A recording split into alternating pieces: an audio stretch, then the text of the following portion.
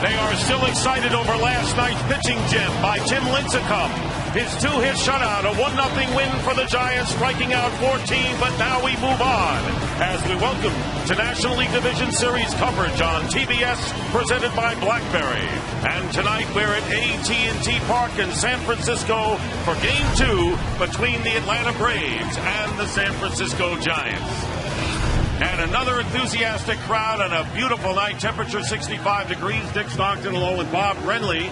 And so the Giants draw first blood. And so, Bob, the natural question would be, what is the best chance for the Braves to get back in this series? Well, offensively, Dick, they need to swing at strikes against the freak Tim Lincecum, who was freakishly good last night. They chased a lot of pitches out of the zone. Matt Cain, a very good pitcher. He will pound the strike zone, especially with his fastball. Should give the Braves some opportunity to put the ball in play. On the mound, we talked about Derek Lowe and all his postseason experience last night. Tim Hudson, Game 3 starter, had a tremendous season, but the youngster Tommy Hanson taking the ball tonight might be their best starting pitcher at this point of the season. All right, Bob, so the stage is set, ready for Game 2 here in San Francisco between the Braves and the Giants.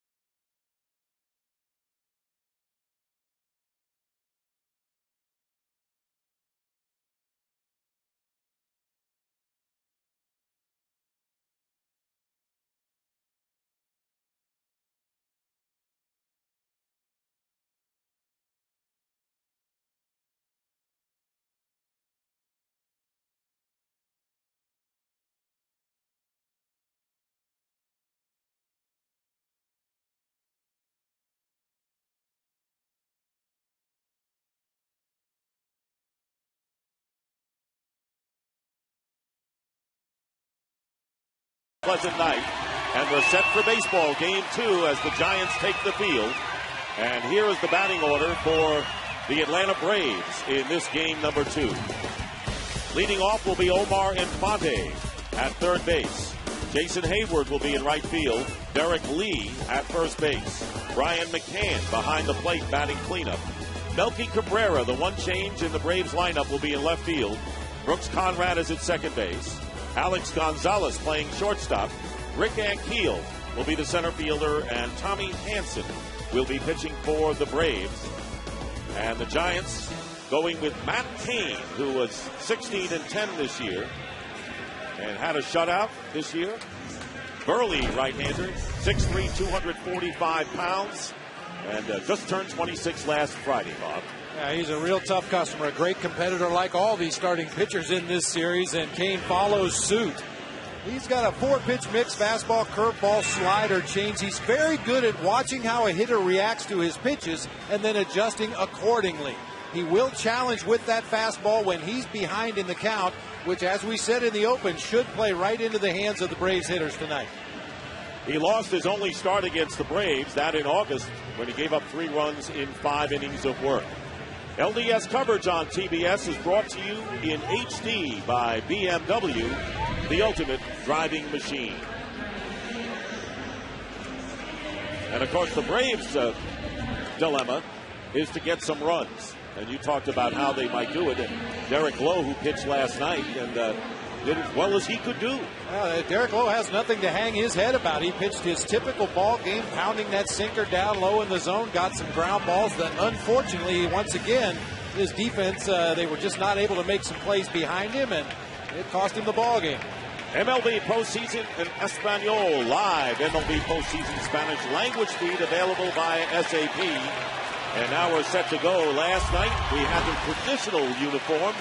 We have cast them away to the newfangled orange and blue. And the first pitch of the game fouled off for strike 1. Omar Infante, who led off with a double. And Bobby Cox very hopeful when he did last night, but all they managed with 3 base runners. In the case of the Giants, they wear orange on Fridays here at home at AT&T Park. It seems appropriate with Halloween just around the corner. And a base hit to left field by Infante. So the Braves start tonight the way they did last night. Infante with a leadoff single. And there is Tim Lincecum basking in the glory of his brilliant performance last night. I don't know if there is a better day for a starting pitcher than the day after you pitch a 2-hit shutout. Striking out a whole bunch of Atlanta Braves hitters. Tim Lincecum can just sit back and enjoy the ball game tonight.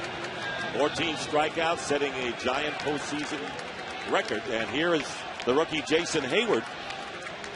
Reached base once last night with a walk and takes strike 1. Also struck out twice. Ended up 0 for 3 on the evening. Hayward has reached base in 37 of his last 40 games. Lead at first by Infante.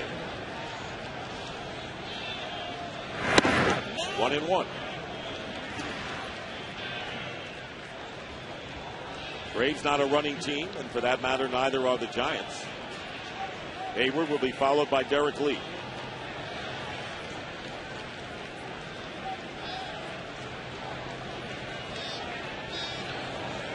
There goes the runner. And just fouling it off on the pitch outside the strike zone. So they were sending Infante on that pitch. And that tells you right away that Bobby Cox feels this is going to be another low-scoring ball game. Try to take advantage of every base runner you get in the ball game. Playing hit and run in the first inning with nobody out, that's just not something Bobby Cox likes to do under normal circumstances. 1 ball and 2 strikes to count. Lee is on deck. Matt Cain, career against the Braves. 2-2 in 5 starts and an earned run average of over 4. Runner doesn't go, and the 1-2 pitch has popped up into foul territory. Sandoval and collides with Buster Posey, and Sandoval looks to be shaken up. Posey makes the catch for the out. And now Posey is also down.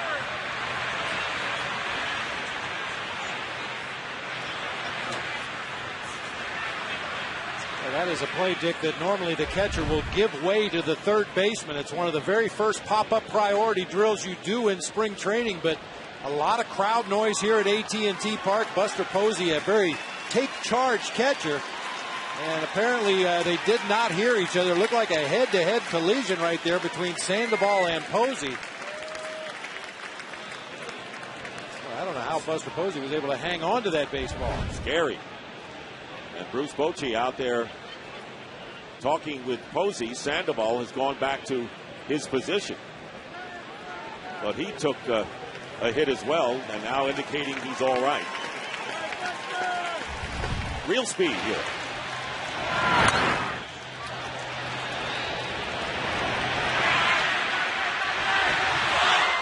Posey called for it. It didn't appear that Pablo Sandoval was calling loudly enough for the ball, if he was calling for it at all. You could see Posey raise his hand, but of course Sandoval can't see that because he's tracking the flight of the ball. One out, and Derek Lee, the hitter. And an anxious moment for the Giants. Well, not only for this game, but for the foreseeable future.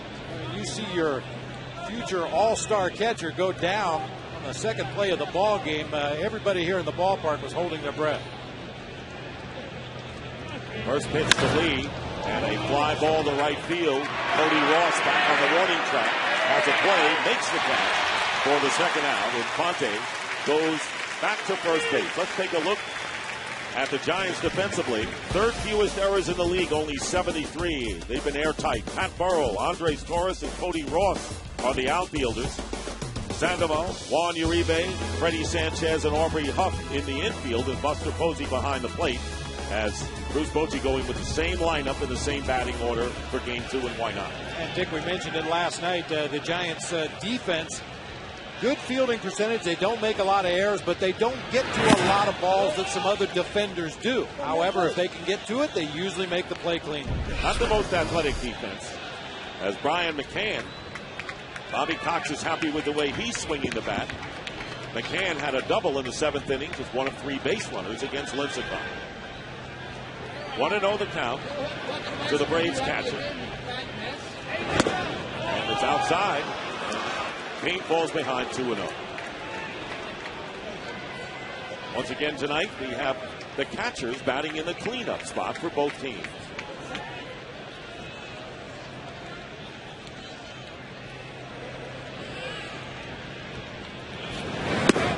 Missing outside, and now it's 3-0 to McCann with Infante with the lead at first, and Melky Cabrera on deck. Boy, Dick, and once again, because of the shortage of offense, I would expect McCann to have the green light here if it's a pitch to his liking. But it was too far outside to offer at it, and the walk, first walk of the game. Infante moves to second, and the Braves, with 2 out, have runners at first and second, and Melky Cabrera coming up for the first time in this series. You know, Dick, I had an opportunity to talk to the Braves hitting instructor Terry Pendleton before the ball game, and I asked him, what does your team have to do against Cain tonight? And the very first words out of his mouth, swing at strikes. We mentioned Lincecum was so good last night, leading the Braves out of the strike zone, high, low, in and out. He really tried to pound it into his hitters in batting practice today to get strikes. Cain would like to get a strike over here. He walked McCann and falls behind 1-0 to Cabrera, a switch hitter who hit .255 with 8 homers and 33 runs batted in during the regular season. And there's a call strike, 1-1.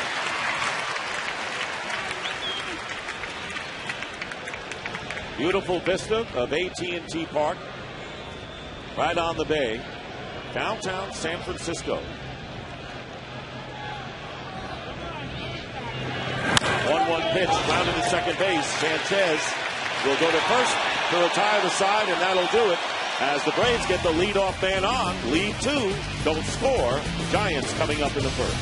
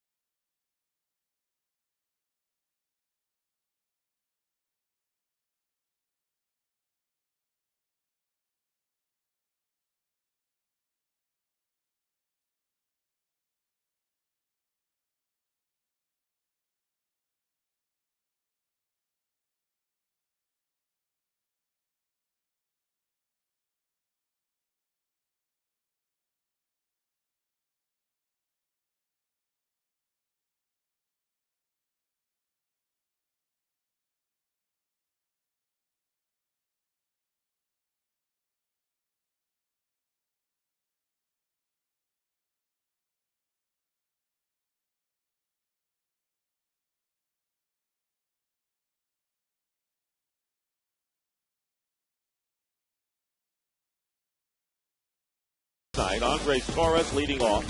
Freddie Sanchez in the second slot. Aubrey Huff batting third, and Buster Posey batting cleanup. Pat Burrell hitting fifth. Juan Uribe in the sixth slot. Pablo Sandoval batting seventh, followed by Cody Ross batting eighth, and Matt Cain, the pitcher. Facing Tommy Hanson, the 24-year-old right-hander from Redlands, California, down Southfield, California, and his first pitch to Torres is a fastball for a strike. Andres Torres was 1 for 4 last night with a first inning single. He also reached on an error.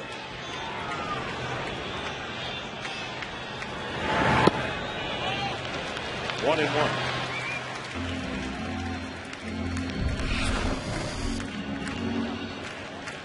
Torres, who was the spark plug for the Giants in the leadoff spot, battled back from an appendectomy, missed 11 games early in September. This is this pitch, and it's 1-2. Wicked slider from Tommy Hanson. He's got the ultimate confidence in that pitch. He'll throw it to both sides of the plate, and he'll throw it in any count. 1-2 to Torres, followed by Sanchez on deck. And a breaking pitch fouled out of play to right field. Dick, it's always important for your leadoff man to reach base, but probably even more so tonight against Tommy Hanson. He really struggles to hold runners close at first base. He even talked about it in his interview yesterday that he might have to change some things. Certainly you don't like to see a young pitcher changing anything on the mound to try to slow down a running game, but it's in his head. Breaking ball swung on and missed, and Torres strikes out for out number 1. Hanson doesn't really throw a lot of straight changeups. He'll use the curveball, he'll use the slider, and to go along with the fastball that he'll spot on both sides of the plate. Rarely throws a straight changeup. He's got that much confidence in his breaking pitches that he'd rather use those for off speed. Freddie Sanchez 0 for 4 last night. And the first pitch is a strike knee high by Tommy Hanson. Sanchez bounced into a double play in the first inning last night after Torres had singled. 1 ball and 1 strike to the Giants' second baseman. And you'll also notice Tommy Hanson, when he throws his fastball to his arm side, which is inside to a right-hander, there'll be a little bit of tail. When he throws it away from a righty, it's very pure, very straight. Way in front of that pitch. 82 miles an hour, and the count is 1-2.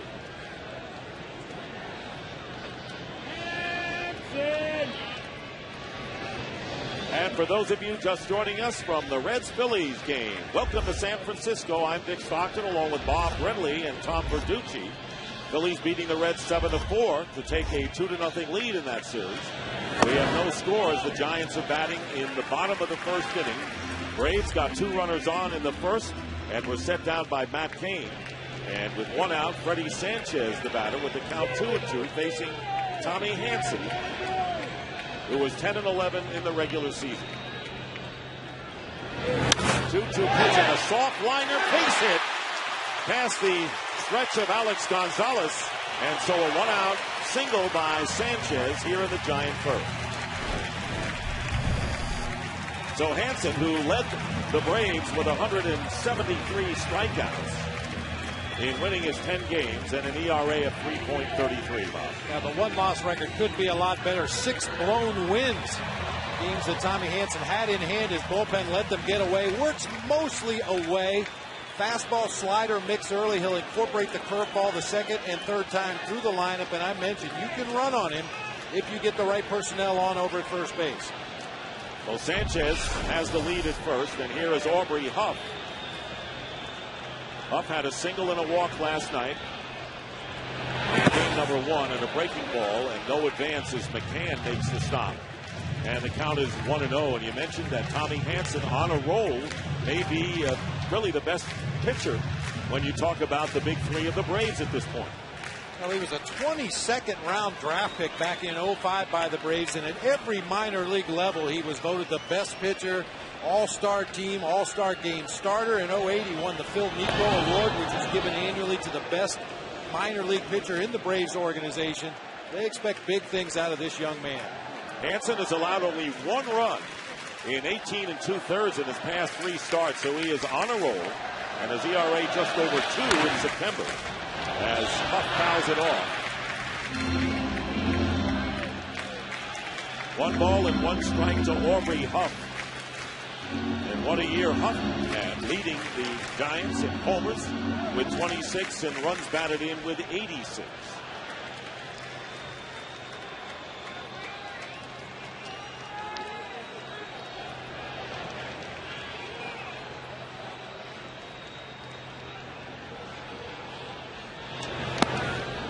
Ball for the strike, and it's 1-2. Boy, that is a nasty downer curveball right there. I mentioned he would prefer to throw that pitch rather than a straight changeup, and he can command it well. He can throw it in any count.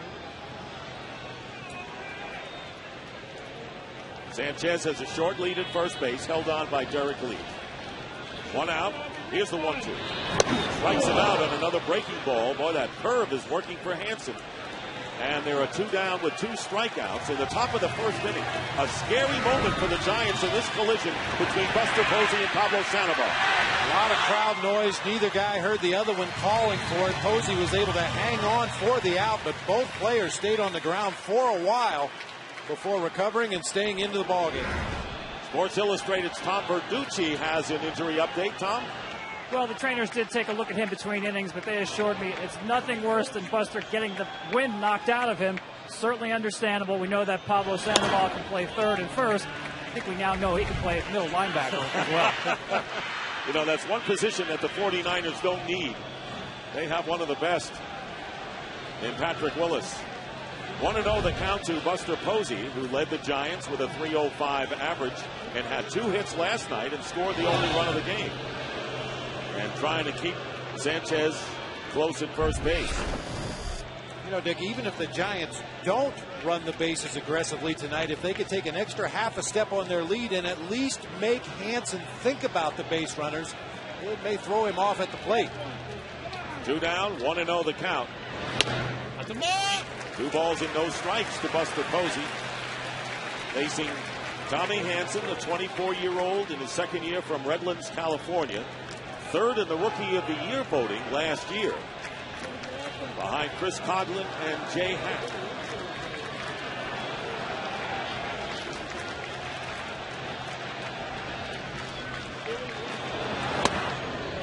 And now Hansen falls behind 3-0. I have no doubt that Bruce Bochy will give Buster Posey the green light here. We talked about it with Bobby Cox and Brian McCann in the top half of the inning, and I'm sure Bochy will turn his catcher loose if it's a pitch to his liking. McCann in the same position walked in the top of the first inning. Here's the 3-0 pitch, down low, ball 4, and the Giants have runners at first and second. Sanchez advances to second. Posey with the first walk issued by Hansen, and Pat Burrell will come to the plate.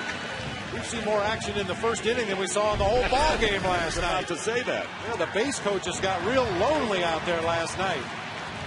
So here's Pat Burrell. Last night was 0 for 3, striking out twice, and is the only Giant hitter who has more than 1 hit against Tommy Hansen. He happens to be 2 for 2 against him on a very small sample. Braves checking their infield for a possible ground ball. They're at double play depth, even though there are 2 down, playing more in on the right side.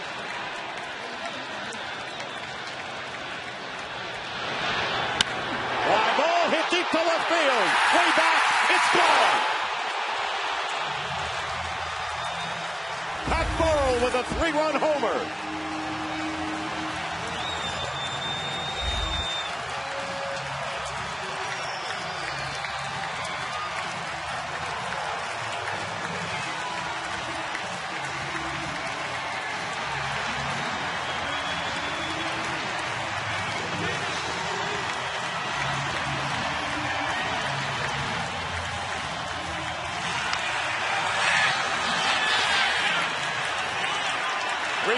The Giants lead here in the first inning. What an addition Pat Burrell has been to the Giants. As Juan Uribe takes ball 1. Burrell released by the Tampa Bay Rays and was sitting home when the Giants called him up, played 5 games in the minors before he came up and hit 18 homers in the regular season. Off the end of the bat, a ground ball to Conrad, and that'll do it, but the damage is done as the Giants strike early with a 3-run homer by Pat Burrell. And Matt Cain has an early 3-0 lead over the Braves.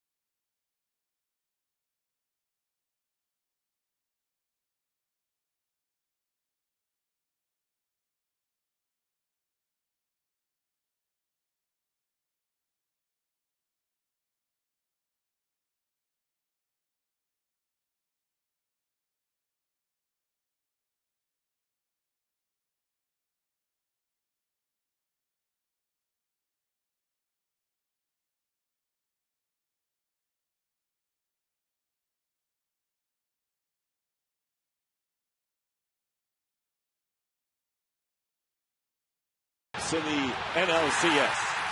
Just laying on a first pitch fastball from Tommy Hanson and did not miss it. A no doubt home run deep into the bleachers in left field, spotting the Giants to a 3-0 lead. And Brooks Conrad, the switch hitting second baseman, leading off. Pat Burrell reunited with his college teammate Aubrey Huff, played together at the University of Miami. A glorious year for him. Conrad, who has had his problems in the field, takes ball 2-0. Conrad struck out twice and popped up, was 0 for 3 last night against Lincecum. Fly ball to shallow left field toward the line. Burrow coming on over and makes the catch in foul territory for the first out. Paul Nard is the home plate umpire, and this is his comment to Buster Posey after that collision that they had. Hang on, D. He wants to throw one. No? All right. All right. That's a big boy. Great. A little professional courtesy there by the guys that wear the gear behind home plate. And Paul Nard commenting that Pablo Sandoval's a big boy. I don't think he needed to tell Buster Posey that. Alex Gonzalez looks at ball 1. And Tom Verducci likened him to a middle linebacker. Maybe a defensive lineman. Here's the 1-0 pitch. And a ball strike 1-1 from Matt Cain.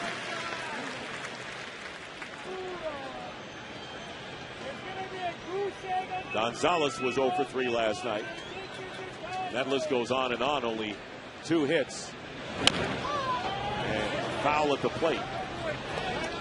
Now 1 ball and 2 strikes.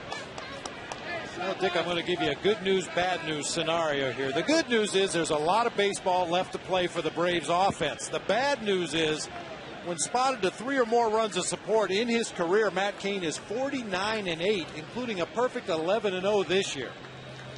Tom Verducci, talk about shutdown innings, huh?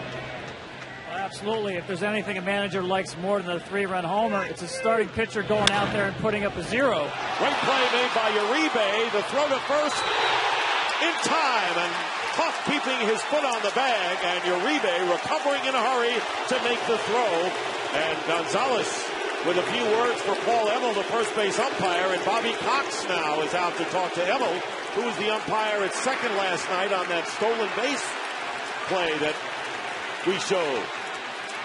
It looks like Bobby's appealing to Emmel to ask the home plate umpire, Paul Nard, if he may have had a better angle, whether Aubrey Huff was able to stay on the base or not. Tremendous play by Juan Uribe, going deep in the hole with the dive, a strong throw across the diamond. And from that angle, it sure looks like Aubrey Huff did come off the base. The Braves bench reacts in the background.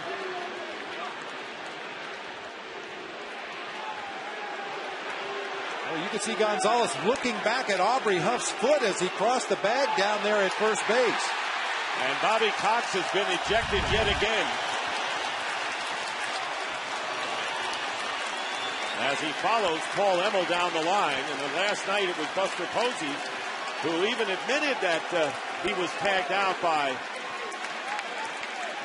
Brooks Conrad at second. Now, this may be a little carryover from that play at second base last night. The very same umpire that missed the call at second base now, in Bobby's estimation, misses another call at first base in game 2. 150 career ejections, which only points out how much he supports his players.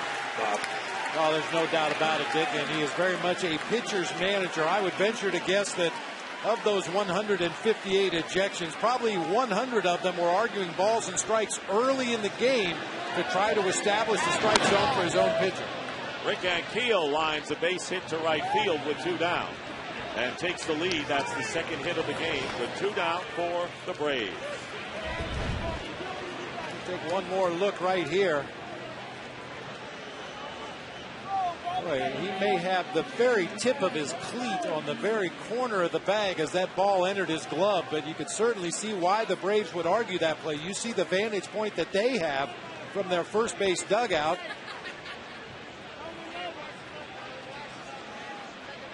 Tommy Hanson with Ankiel on at first with 2 out. Looks at strike 1. Hanson was 6 for 62 this year as a hitter, and 4 runs batted in. Giants leading 3-0 here in the top of the second inning. Pat Burrell with a booming home run halfway up the left field stands in the Giant first. 0-2 now to Hanson. Matt Cain last pitched on Friday against San Diego in the critical last series. Gave up 6 runs in 4 innings. Looking for a rebound tonight. And Hanson strikes out to end the inning. The Giants get a hit and lead 1 in the middle of the second. Giants lead at 3-0.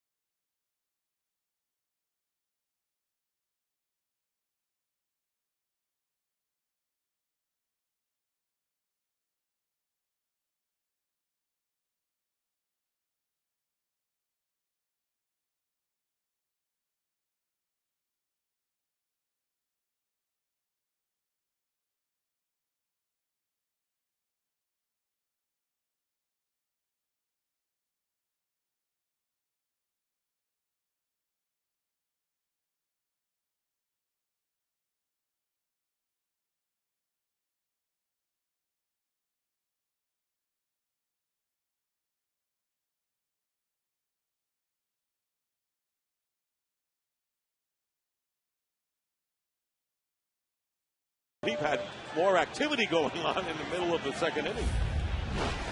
Pablo Sandoval leading off the bottom third of the Giant order against Tommy Hanson. 3-0. The Giants lead, and the breaking pitch is over for a strike. And with Bobby Cox being ejected, Gino Cadejia, the bench coach, will be the skipper in the dugout for the Braves. 0-2 to Sandoval, the switch hitter. Last night was 0 for 2 with a walk. He was passed intentionally. There's Cadejia taking over the helm. 150 ejections, all told by Bobby Cox. Off-speed pitch, 1-2. Sandoval will be followed by Cody Ross, and then the pitcher, Matt Cain.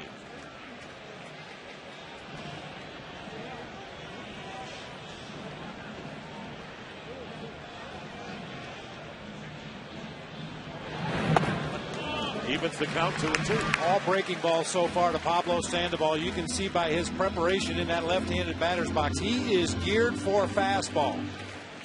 Tommy Hanson, Brian McCann, they certainly know that. This should be a backdoor slider to the outside part of the plate.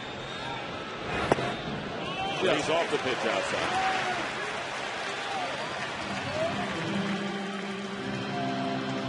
Well, if you've thrown him 5 in a row, you might as well throw him one more. Sandoval was in an 0-2 hole, and now the count is full, leading off here in the second inning. Another slider. Strikes out. Ball getting away, and the throw made by McCann. So there's one out. Right now, let's check in with SI.com's Tom Verducci. Well, Dick, we talked about the importance of shutdown innings. Those are the innings important to a manager because you want to consolidate the runs that you've just put on the board yourself. And in this situation, going back to the mound, nobody in baseball is better than Matt Cain. His ERA in innings after the Giants score is 1.05. That's the lowest such mark in baseball this year. And not only that, Dick, that's the lowest such mark in 18 years. That's phenomenal. And that's what a pitching coach wants, a guy that is going to keep a team down. Don't let him answer with any runs. Now, this game is all about momentum, Dick, and when your team puts some runs on the board for you, the best thing you can do is get 3 quick outs and let them get up there and swing the bats again. Cody Ross, who swings and misses on a 76-mile-an-hour pitch, swung the bat last night in timely fashion in the 4th inning. After Sandoval was walked, got the base hit that went under the glove of Omar Infante for the RBI base hit, and that proved to be the only run in the game. 1 ball and 2 strikes to Ross. In fact, Bobby Cox thought it was an error by Infante through most of the game. Well, at worst, I'm sure Bobby would have liked to see Infante at least knock the ball down, keep it on the infield. He tried to pick it clean down there at third base, and it got through into left field for the only run of the game. The 1-2 pitch. 2-2. We're watching the way Hanson has gone after first Sandoval and now Cody Ross. You get the feeling that Pat Burrell has scared him off his fastball. Throwing a lot of breaking pitches. A waste fastball up in the zone right there. Now he's going to go right back to the curveball. And barely stays alive with a piece of it. And time now for the big hit, brought to you by Fresh and Delicious Avocados. And it's Cody Ross in the 4th inning. They call this a single.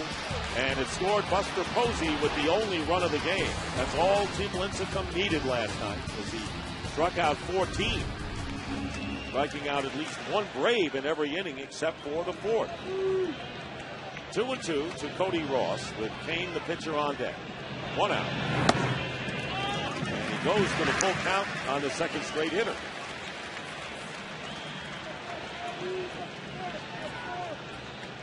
Hanson had no decision in his only start against the Giants this year, giving up a run and 3 hits in 7 innings. Base hit behind the left field by Cody Ross. He hung a breaking ball there. Ross trying to go to second, and the throw is off the mark, and Cody Ross, hustling, is in with a double. Elkie Cabrera taking his time. That ball wasn't hit that much into the corner, Bob. Another slider in the middle of the plate for Ross this time. He spanks it down into that left field corner. Very aggressive base running, a big turn at first, and when he saw Cabrera have a little stumble out there, he didn't hesitate to advance into scoring position. And we've talked about it repeatedly in the first two games here, Dick. Neither one of these teams are very adventurous on the bases, but Melky Cabrera, not the smoothest left fielder in the game. I would look for the Giants to try to take advantage of him out there whenever they can. Matt Cain looks at a pitch outside. Alex Gonzalez sneaking behind Cody Ross at second base. Cabrera replacing Matt Diaz tonight in left field for Atlanta. Matt Cain was 7 for 66 and did knock in a run. He's got a runner in scoring position here. And Hansen falls behind the opposing pitcher 2-0.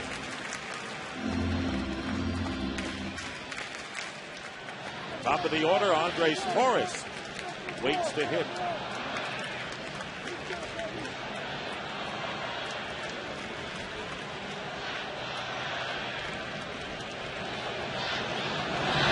And a ground ball up the middle, through into center field, and a base hit.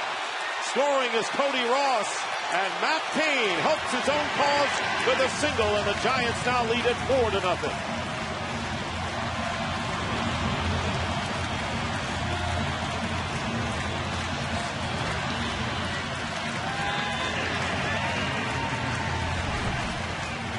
At this juncture of the ball game, Tommy Hansen has much better command of his breaking pitches than he does his fastball. That one is up over the heart of the plate.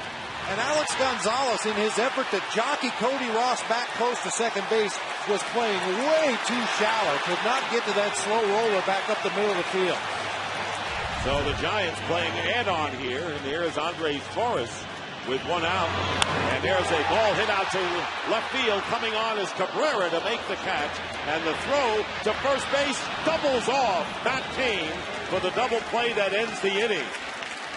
Matt Cain, not used to being a base runner, taking off. But the Giants get another run. And after 2 innings, lead the Braves 4-0.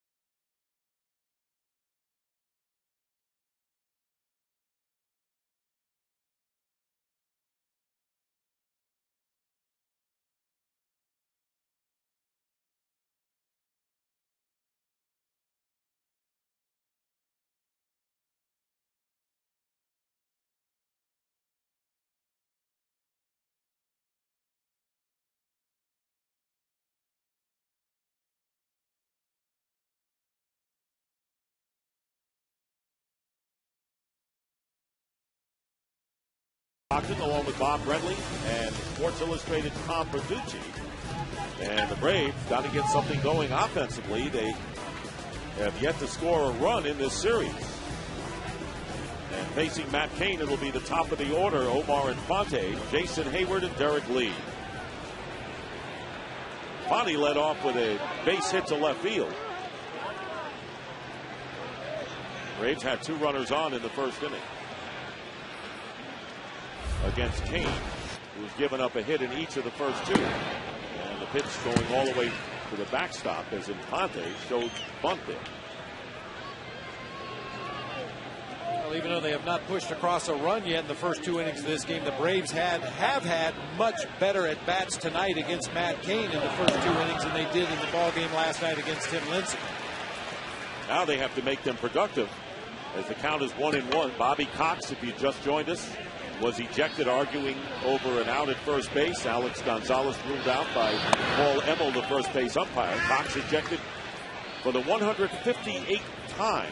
Well, in the regular season, this was the 3rd in postseason. And Chino Katahia, the bench coach, now at the helm. Strike on the outside corner. 2-2 now to Infante.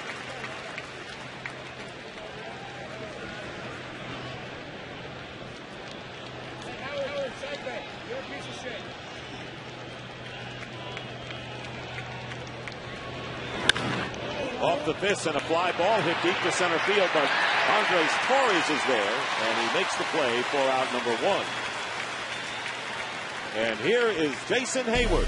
18 homers, 72 RBIs, the most by a Braves rookie since Chipper Jones back in '95. He had 12 game-winning runs batted in, which led all the rookies. Reached base safely in 35 of his last 36 games. So Jason Hayward, a sizzling season for a rookie for the Braves, coming up here with 1 out. Ball strike. Hayward still looking to get on track in this NLDS series here. The Giants have done a nice job of staying in on his hands up above the belt and then dropping off-speed pitches onto that outside corner. 1 ball and 1 strike. Hayward hit the pop-up in foul territory where Sandoval and Posey collided. A fearsome moment for the Giants. Posey caught the ball and had the wind knocked out of it. Off-speed pitch, and it's grounded foul. As Emmel right there on the line. Paul Nart is our home plate umpire tonight. Emmel at first, and we've already seen the argument with him in the second inning. Mike Winters mans second base. Jerry Lane is the third base umpire. Ed Hickox, the left field line umpire, and Dana DeMuth, the crew chief who was at home plate last night, is in right field.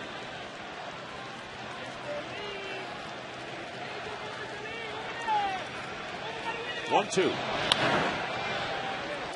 Out of play behind the Giants dugout. Perfect example right there of that fastball as you get a look at the umpire roster for the series here tonight, or the game here tonight rather. Perfect location on that last fastball to Jason Hayward. He's a deadly low ball hitter out over the plate, but if you can scoot it up high enough, he has trouble catching up to those high fastballs.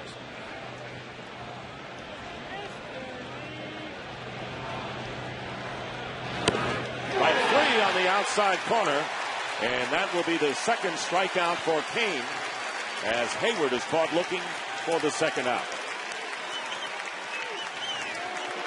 Derek Lee coming up.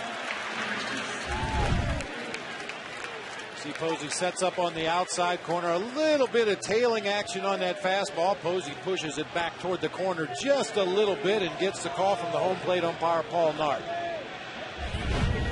Brings up Derek Lee, who flying to right field his first time up. Here's ball 1. Lee's still having problems with his thumb. Solid run producer for 6 years with the Cubs. Right, 1-1. Derek Lee, the true definition of a gamer. He played through a lot of back issues earlier this year with the Cubs before his trade to Atlanta, and playing through the thumb injury now and will never complain. Fouls it away. 1 ball, 2 strikes. Lee, a member of the Florida Marlins World Championship team back in 2003. along with teammate Alex Gonzalez, the shortstop, both sporting a World Series ring from that Marlins team. Crowd last night got on its feet as the game wore on whenever Lincecum had 2 strikes. And they're doing it here for Matt Cain. 1-2 to Derek Lee.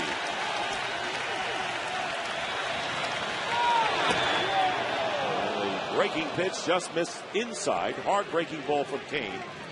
And it's 2-2. If Lee keeps it going, Brian McCann will come up for the Braves. Lays off the breaking ball outside, tantalizing as it was for Lee, and the count is full. Boy, that is a tough take for any major league hitter. That curveball that starts in the strike zone but ends up out of the zone low and away. Well, with 2 strikes, you've got to be prepared to pull the trigger on that pitch. Derek Lee able to hold up at the last instant. And he just misses this fly ball to left field. Pat Burrow coming on in and makes the catch for a 1-2-3 inning. He got a good breaking ball to hit there, but it's a 1-2-3 inning for Cain. In the middle of the third, 4-0 Giants.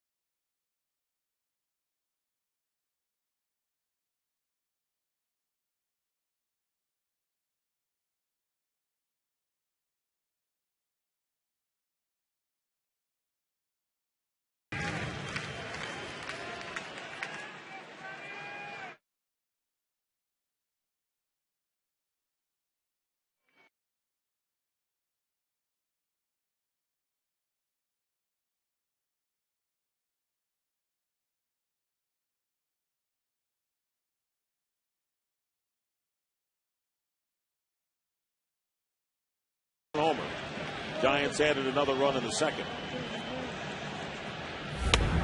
Fastball down the middle to strike 1.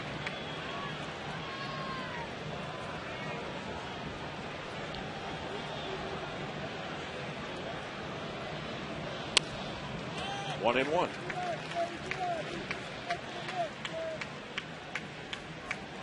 Sanchez, 3-time All-Star, National League batting champion 2 years ago. 1-2 now. You know, Dick, for me, throughout his career, Freddie Sanchez has always been a much better hitter with a runner at first base. His natural swing is inside out, leading with his hands, the barrel of the bat dragging a little behind. He loves to shoot that hole on the right side of the infield. An ideal number 2 hitter. Takes strike 3 on the inside corner. Sanchez with a comment or two for Paul Nark. And there's one gone. Visit TBS Hot Corner at MLB.com/TBS Hot Corner to watch live video companion coverage of every MLB postseason game. 4 strikeouts now for Tommy Hanson. And with one away, here's Aubrey Huff. Curveball, strike 1. Huff fanned in the first inning.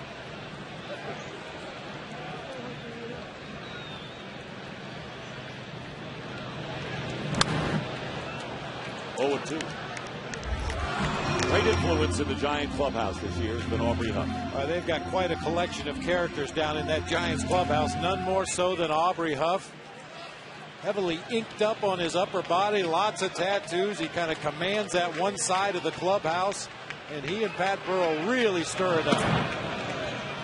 Ball and 2 strikes. He even said that Pat Burrell was a huge influence on his career going back to their days in college. Aubrey Huff was a very quiet guy, kept to himself. Pat Burrell just the opposite, as loud as they could possibly be. And Aubrey Huff came out of his shell and turned out to be a tremendous major league player. And going around was Huff as Jerry Lane indicates a strike. And so Hanson disposes of Aubrey Huff here. Like the barrel got out there far enough. Jerry Lane with a good call that time. There's been a lot of controversy on some check swing calls already in this postseason, but Jerry Lane got that one right. None bigger than in the Texas-Tampa Bay series. Here's Buster Posey, who walked and scored on Pat Burrell's 3-run homer. So 5 strikeouts now for Tommy Hanson, but the Braves are trailing 4-0.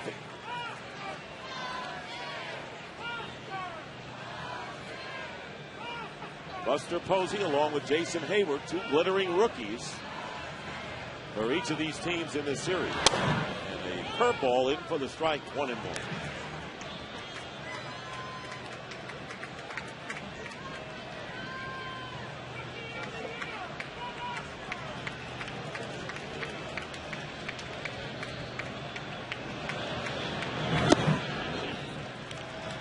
Two and one now to Buster Posey with 2 down in the 3rd inning. So Hanson looking to keep the Giants at bay and hope that the Braves bats come alive for the first time in this series. They have yet to score a run through 11 2/3 innings, and a ground ball up the middle, and that'll be stopped by Conrad, but can't make a throw, and Posey is on with a 2-out single. You know, one thing you hear so much about Buster Posey is what a polished hitter he is for a rookie at the major league level. And part of that can be attributed to the way he spreads his base hits around the field. Pretty even distribution there, left, center, and right. And he will go to right and right center, especially with runners in scoring position.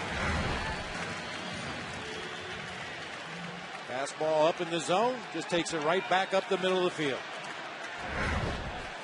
So a 2-out infield hit, and here's Pat Burrell, who hit the 3-run homer to give the Giants the lead in the 1st inning. 0-1 the count. Burrell hit the first pitch for a home run against Hanson. Hitters call that cherry picking, going to the plate looking for a first pitch fastball and gearing it up.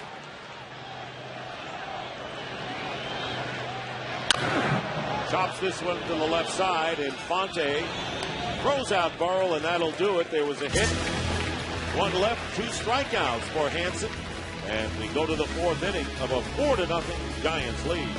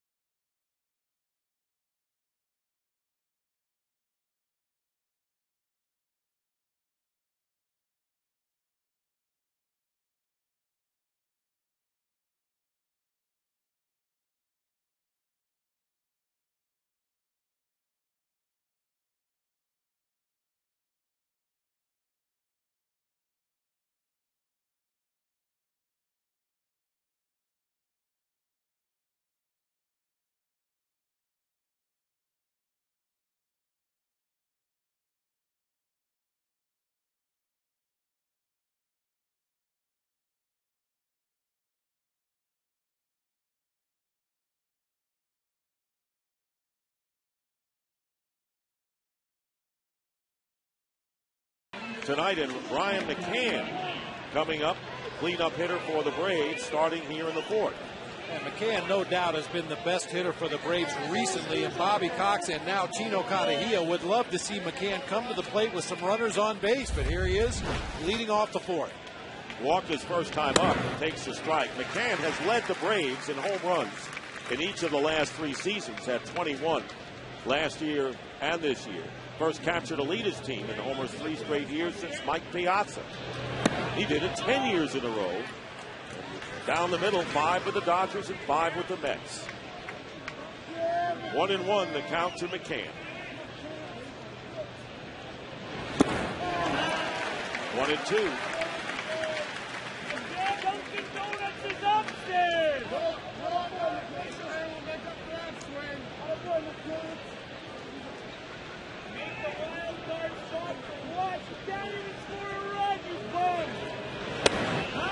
Balls and 2 strikes to McCann. You mentioned the 77 RBI for McCann, the lowest total to lead a team into the postseason. You have to go all the way back to 1984 with Steve Bye-Bye Balboni. He had 77 RBI that year for the 84 Royals. That's a paltry total as McCann goes down, and there's 1 away in the fourth. It's time to talk. Brought to you by Charles Schwab. Dave Righetti, the Giants pitching coach. And you got to like the zeros put up by your starters so far in the series, Dave. Yeah, it's if you're going to have a good start of the series, this is pretty good. Yeah, we're soaking in the excitement and trying to give them what they want. You know, Dave, we were talking about how efficient Matt Cain is in the shutdown inning. After the offense gives him some runs to work with, he's able to go back out there and put a 0 on the board. How can you explain that? Well, you know what, Brent, you know how important it is. And, we went for years here and having tough times and getting behind in games. And, you stressed it a lot. Matty probably hurt him more than anybody in the last 5-6 years. So he's a pretty determined guy, and I think he made that a priority. Dave Righetti, who has outstanding pitching staff, both the bullpen and the starters to work with. Quite a luxury. No balls and 2 strikes. The Braves begin bullpen activity as Melky Cabrera strikes out on a high fastball. 2 down, 2 strikeouts here in the fourth. You know, Dick, Matt Cain said he watches Tim Lincecum starts very closely since he follows him in the rotation. And if he sees a particular weakness in an opposing hitter that Lincecum is able to exploit the night before, he goes right to it in his start the next day, and that time went up the ladder with a high fastball. Now, Cabrera wasn't in the lineup, but that's what the Braves did last night, especially in the early innings against Lincecum. So with 2 down, here's Brooks Conrad. Kyle Farnsworth throwing in the Atlanta bullpen with the Braves down 4-0 and 2 out here in the top of the fourth inning. There's Farnsworth.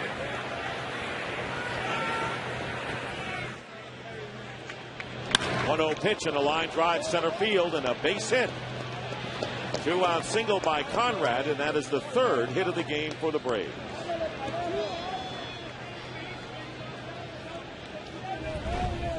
Has to feel good for Brooks Conrad, who's had some fielding issues here late in the season and early in the postseason. Clean line drive single into right center field off of Matt Cain. Right now the Braves just need to pile up base runners. This is not a ballpark, or a pitcher for that matter, who gives up a lot of home runs, but the best chance you have to get back in this game is to stockpile base hits, get a lot of traffic on the bases. Alex Gonzalez swing and a miss for a strike, and that's the way the Braves did it during the regular season. They were 11th in the National League in home runs. They didn't go long ball then. And so they've got to get men on base, but they have a 4-run deficit. Pretty decent hill to climb at this point.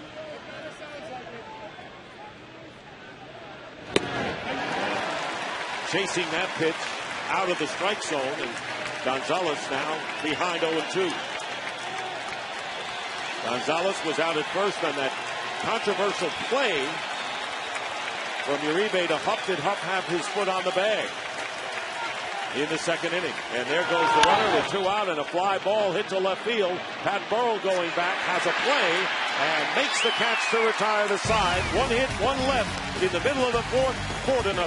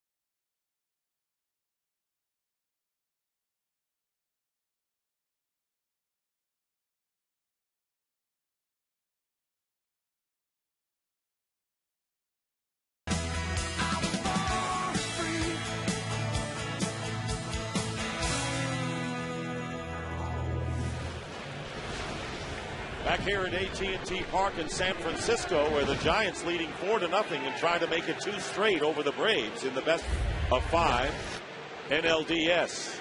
Tommy Hanson facing Juan Uribe for the second time. Fouls off the fastball for a strike. Uribe bounced to Conrad, the second baseman, his first time up. Pat Burrell with Buster Posey in the Giant dugout. Giants wearing their bright orange. And as we approach Halloween, why not?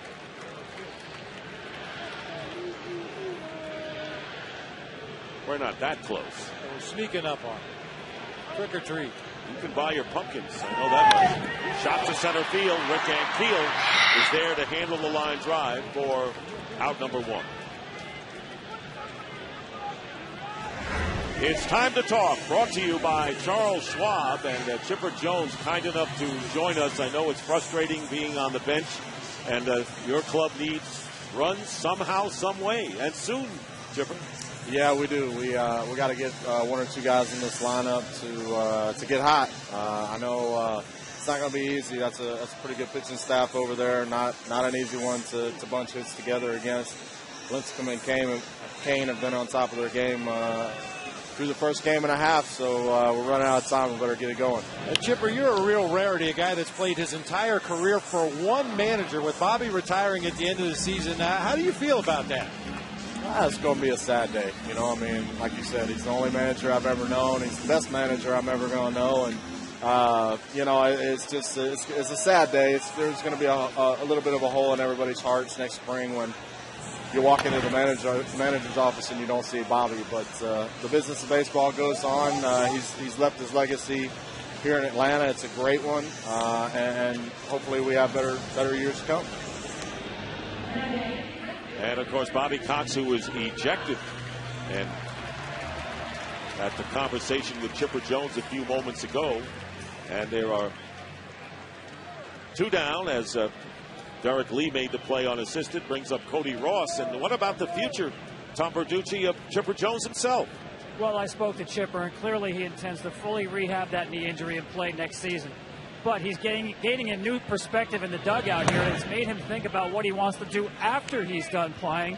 And he said he would actually like to be a hitting coach. He's enjoyed working with these Braves hitter, and he said there's nothing better when we pass on some advice to a hitter and the results pay off in a game. So he's the son of a coach, and he would like to do the same thing one day when he's done playing. You know, Dick, I don't know if it would be an advantage to be a switch hitter and a hitting coach. Terry Pendleton was a switch hitter during his playing days and is now the hitting coach for the Braves. But pretty hard to argue with Chipper's success as a player and a hitter.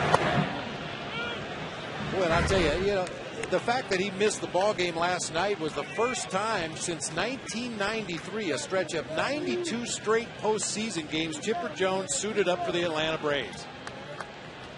And he seems to have the kind of temperament to be a good teacher as well. There's a comebacker by Cody Ross, a throw to first base, and a 1-2-3 inning for Tommy Hanson. And we move on to the 5th here in San Francisco. The Giants up 4-0.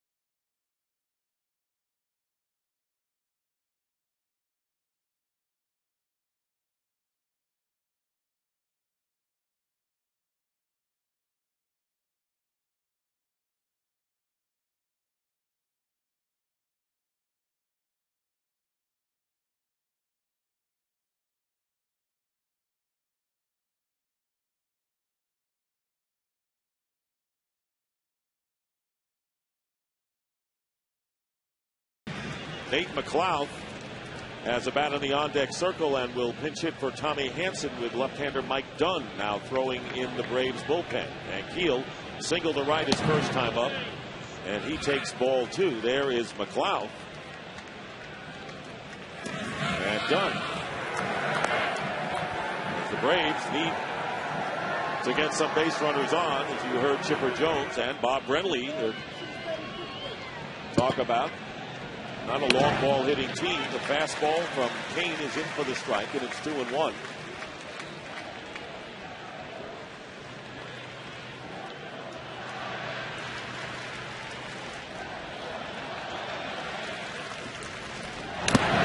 Foul off the mask of the home plate umpire, Paul Nart.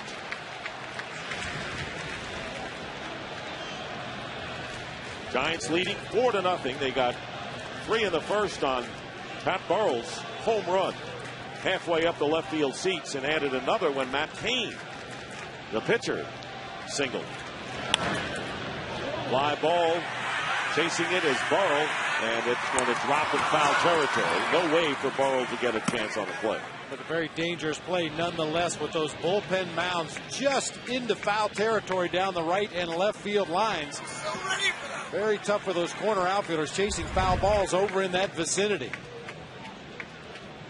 That's where it helps to have a little local knowledge. Hey, you know it's there, you know you're getting close, and that time Burrell was prepared for it. 2 balls and 2 strikes to Ankiel. And an off-speed pitch, Ankiel just getting a chance to foul it off. The Braves have 3 hits in the game, all singles.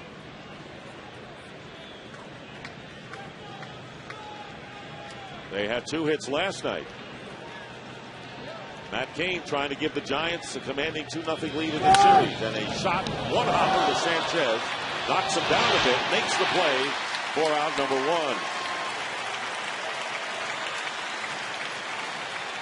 You can't do much more than that if you're Rick Ankiel. He hits this ball right on the button and knocks Freddie Sanchez backwards onto the seat of his pants to make the play. That's just buzzard luck for Rick Ankiel. Got a good pitch to hit. He hit it hard. Unfortunately, hit it right at a Giants defender. And Sanchez recovers in a hurry. So Nate McLeod coming up to pinch hit for Tommy Hanson. And the pitch is outside. Talk about the collision we had in the first inning with Posey and Sandoval. McLeod missed 33 games with a concussion after colliding with Jason Hayward back in June. And a shot foul into the Braves bullpen. Good wood on that one, and the count 1-1.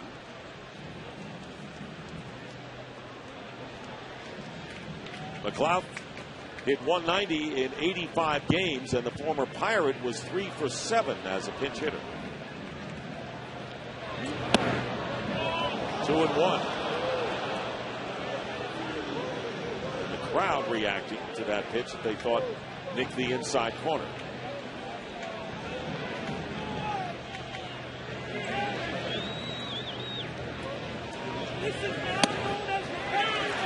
Strike evens the count. And given the offense that the Braves have featured this year, I think they've missed Nate McLeod a lot more than they realized. He would be one source of speed in that lineup. Go all the way back to the start of the 05 season. He ranked 6th among active players in stolen base percentage. He doesn't steal a lot of bases, usually in the 20s, but he rarely gets thrown out. And he's a Gold Glove winner as well, so he won't hurt your defense in the outfield either. 1 out here in the Braves 5th. Giants leading 4-0. 2 balls, 2 strikes to McLeod. Pitch hitting for Tommy Hanson. And a shot to right field and a base hit for the pinch hitter, Nate McLeod. A 1-out single will bring the top of the order up for Atlanta. And here is tonight's John Hancock leaderboard. There you see Matt Cain, 4 complete games, tied for 3rd in the National League. Who's that guy at the top of the list? He had a complete game the other night, let's face it. Yes, he did.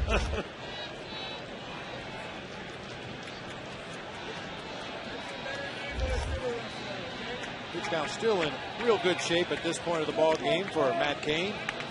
68th pitch upcoming, and it's a breaking ball for a strike to Omar Infante, who singled in the first inning and fly to center his second time up. Infante has opened both of these games in the series with hits to start it. He had a double in the first inning last night. Braves never scored and still haven't scored. In the dirt, 1-1. That is the biggest area of improvement for young Buster Posey. He was a pretty polished product when he got to the major leagues, but he needed some work blocking balls in the dirt. Now that one came up and hit him right in the middle of the chest protector, but watch the glove come up off the ground, leaving that 5-hole open underneath. Fortunately for the Giants and Buster, that one came up and hit him in the chest. Occasionally that ball will stay down and skip through all the way to the backstop. 2 balls and a strike, and of course Posey didn't start catching until his sophomore year in college. We looked upon him as maybe a corner infielder and as a pitcher. And I can speak from experience, Dick, that is a tough thing to learn. It's not fun to practice. He set up a pitching machine firing 90-mile-an-hour balls in the dirt in front of you and let them bang off body parts. Not something anybody likes to do. And Cain falling behind 3-1. So let's see if the Braves can muster a rally here in the 5th inning. Jason Hayward, the other rookie that we are featuring in this series. Hayward still looking for his first hit. Braves have had only 5 base runners in the series thus far. And ball 4, and Infante is on for the second time. That is the second walk issued by Cain, and runners at first and second as McLeod goes to second.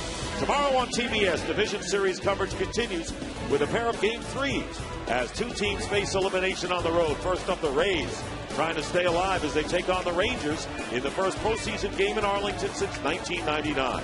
Then it's on to the Bronx for the Yankees and the Twins, with Minnesota looking to avoid a sweep there. Coverage begins tomorrow at 4:30 Eastern with TBS MLB On Deck presented by Jeep. Here's Jason Hayward with 2 on and 1 out. And ball 1 here, and Posey's going to go to the mound.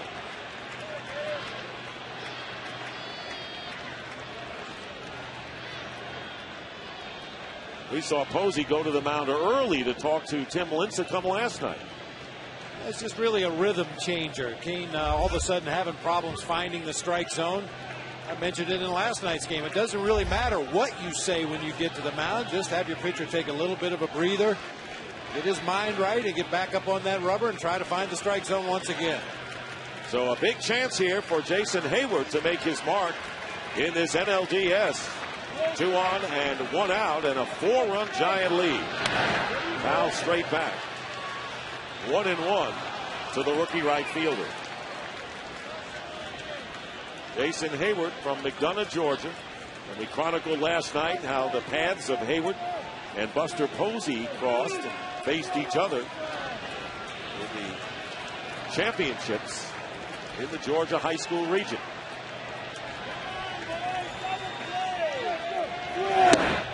Breaking ball missing outside. 2-1.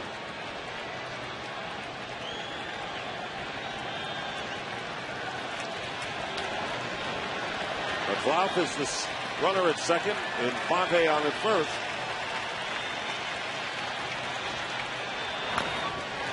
He fouls off a pitch. It was a good pitcher's pitch there, Bob, and it evens the count now at 2-2. Now, even though I would classify Matt Cain as a power pitcher, in situations like this with runners on base, he will throw off speed pitches when he's behind in the count. That was a changeup down for a foul ball.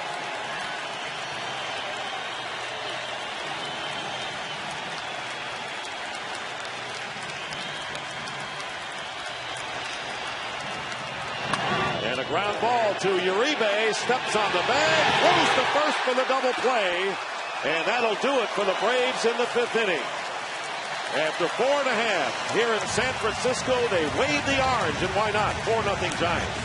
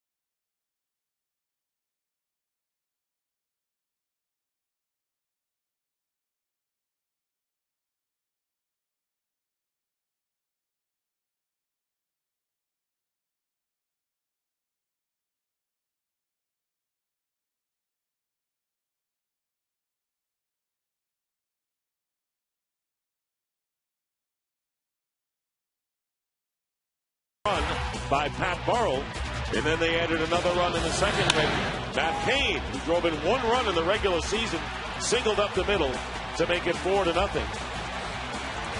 And Matt Cain leading off against Mike Dunn, the left-hander, and the first pitch is a strike. So Mike Dunn, making his second appearance, pitched last night, faced one batter, gave up the single to Aubrey Huff, and one of 7 rookies on the Braves roster here in the division series. Fouled out of play. By the way, Matt Cain's RBI in the second inning became the first Giant pitcher to get an RBI in postseason since Johnny Antonelli back in 1954 when he got a single against the Cleveland Indians in the World Series. Been a while, hasn't it? Yes, it has. 1-2 now to Cain.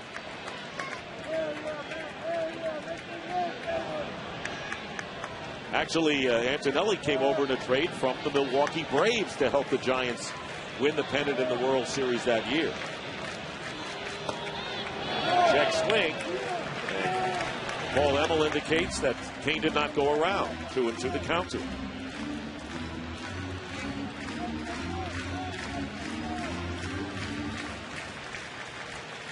Cain leading off for the Giants here in the bottom of the 5th inning in a 4-0 game. And call strike 3, and Cain goes down. Right now, let's send it to our Atlanta studios and Matt Weiner. Matt.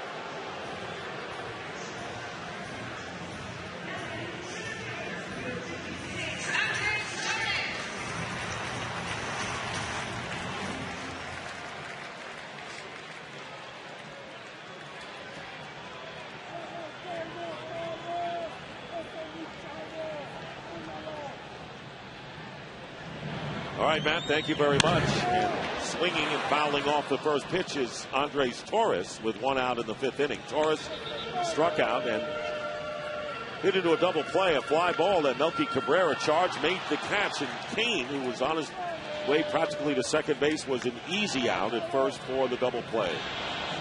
Peter Moylan is up in the Braves bullpen.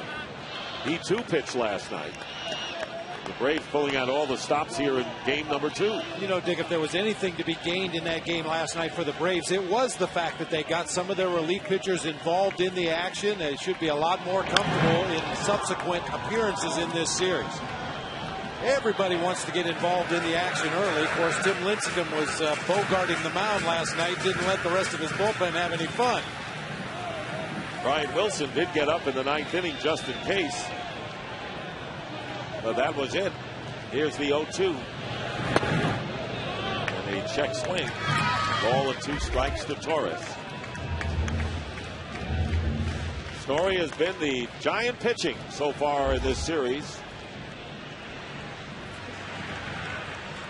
2-hit shutout last night by Tim Lincecum, and Cain allowing 5 hits but no runs so far in this one.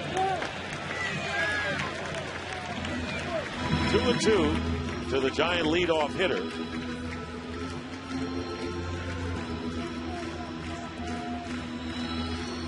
How about that? Giants 1.77 earned run average since the first week of September. Well, you talk about ham and egg in it, Dick. You know, that pitching got hot just at the time the offense needed some help. They were having trouble scoring runs, but the pitching staff didn't need many runs.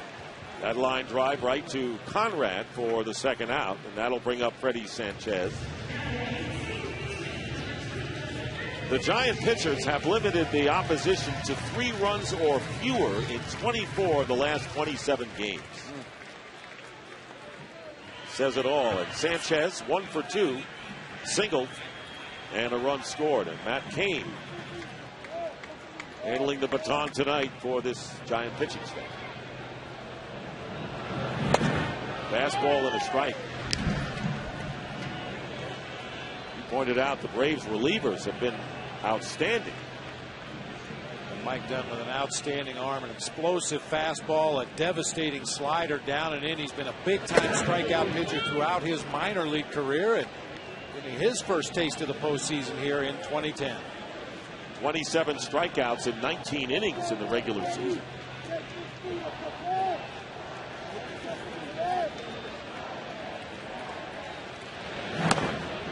1-2 to Sanchez.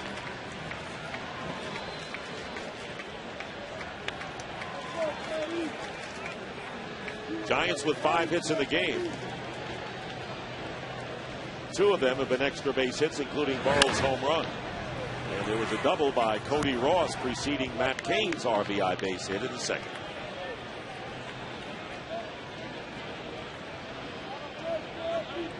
Mike Dunn, 25 years old, from Farmington, New Mexico.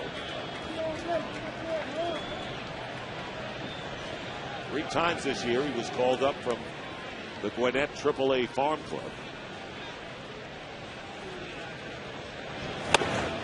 Fastball blows right by Sanchez. A 1-2-3 inning with Dunn striking out 2. And the Braves will try again at the plate, trailing 4-0 as they come up in the 6th.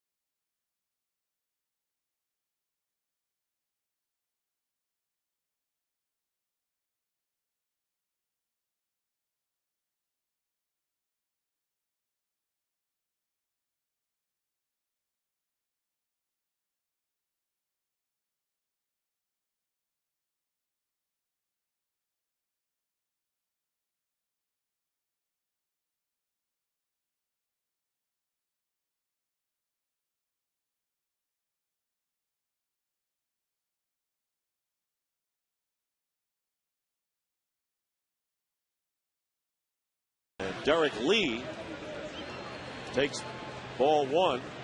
Twice has flied out to Cody Ross in right field. Trying to get something going for the Braves. Last inning, they have 2 runners on and 1 out, but a double play ended that threat. Lee drove in 80 runs this year, mostly for the Cubs. 2-1. Matt Cain sailing along.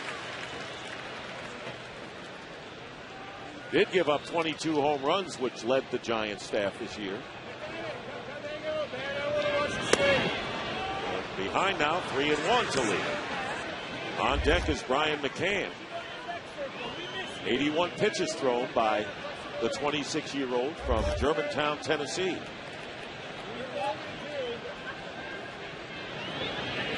And a shot past Uribe into left center field for a base hit. Lee will round first, and a bobble out there, and the throw to second base not in time. So Pat Burrell will be charged with an error after Lee's base hit, and the Braves have a runner at second, nobody out. First error of the series. Challenge fastball right there on the 3-1 count to Derek Lee. You may remember our scouting report on Matt Cain earlier in the ball game. He will challenge when he's behind in the count, especially with a 4-run lead. Derek Lee knows that very well and was all over that fastball with the line drive into left center. After the bobble by Pat Burrell, Derek Lee can just motor on into scoring position. First error of the series for the Giants, and Pat Burrell made 2 during the regular season. Here's Brian McCann, and McCann hits one out to left center field, and that's going to drop for a base hit. Derek Lee will round third, score easily, and the Braves finally score here in the 6th inning of game number 2 and trail 4-1. And for McCann, an RBI. And Dave Righetti quickly will go to the mound, and bullpen activity begins for the Giants. It's Santiago Casilla throwing now.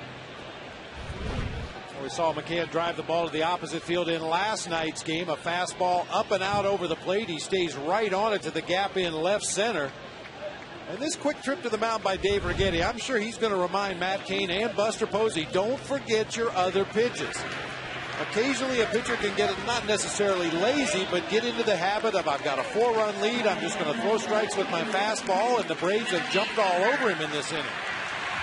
So Righetti quickly going to the mound to talk to Cain, and now the switch hitting Melky Cabrera coming to the plate. So the Braves, who were shut out for 14 innings, finally get a run, trailing by 3. But the tying run is at the plate here in Cabrera, who takes ball 1. Cabrera has bounced to second and struck out against Cain.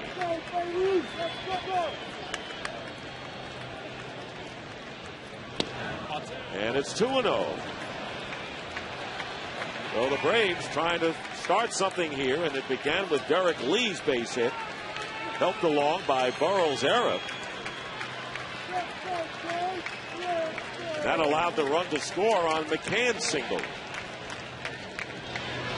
2-0 fastball, and it's hit in the air to left field, and Burrell coming on in to make the catch for the first out as McCann returns to first. Well, that's the kind of out that'll drive a hitting coach crazy. A 2-0 count, you get a good fastball to hit and hit it to the opposite field. A lazy fly ball to Burrell in left. And the hole was on the right side of the infield. Matt Cain was trying to work Cabrera away to avoid that hole in the right side. Cabrera lofted that lazy fly ball to left. That will drive a hitting coach crazy. Here's Brooks Conrad, another switch hitter. He singled his last time up and takes a call strike. So the Braves, though they trail 4-1, have out-hit the Giants at this point, 6-5. Now, this is the first inning, though. The Braves have had 2 hits in an inning.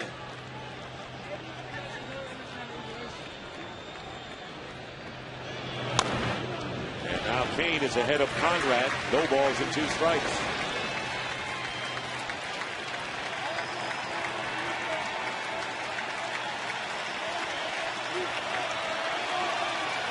Giant fans again looking for the strikeout from Cain. He has struck out 4 and walked 2. McCann, the runner at first with 1 away. Bites him out on the fastball for out number 2. That's 5 strikeouts for Matt Cain, and there are 2 down. Is there any doubt where Buster Posey wanted this fastball?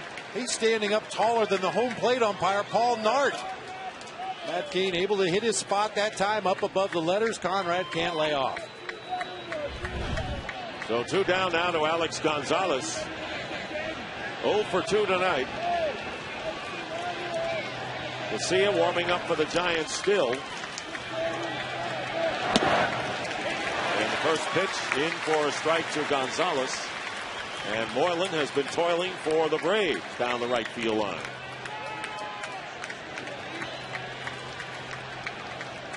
They're playing Gonzalez to pull in the infield, straight away in the outfield. Gets a good fastball this time and fouls it back. And once again, Cain is ahead on the count, 2 strikes. Well, keep an eye on Buster Posey behind the plate once again. See if he stands up and looks for that high fastball one more time.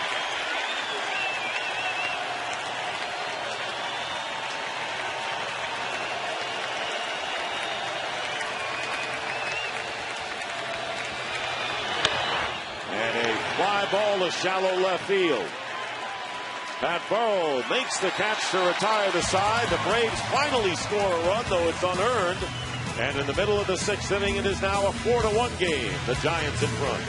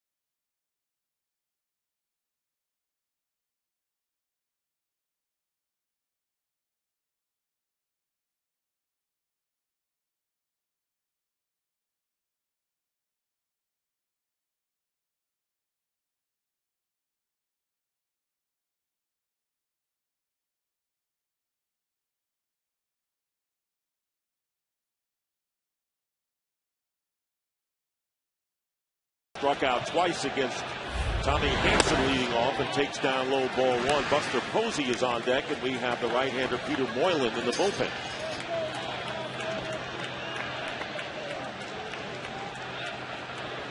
Huff has 1 hit in the series, has also walked once. And the strike called 1-1. Dunn retired the side in order in the 5th inning, striking out 2 Giants. Aubrey Huff hangs in as tough against a left-handed pitcher as just about anybody you'll see. 297 batting average against lefties this year. Conrad going to his left makes a good play and throws out Huff for out number 1. And Kadahia, who the acting manager with Bobby Cox having been ejected, comes out. Hard hit ball. Nice diving stop by Brooks Conrad. That has to help his confidence to get the a nice play diving to his left and throwing on in time to get Aubrey Huff. And so Peter Moylan will be coming in, the right-hander facing Buster Posey, with 1 out here in the 6th inning. And we'll return to AT&T Park after these messages.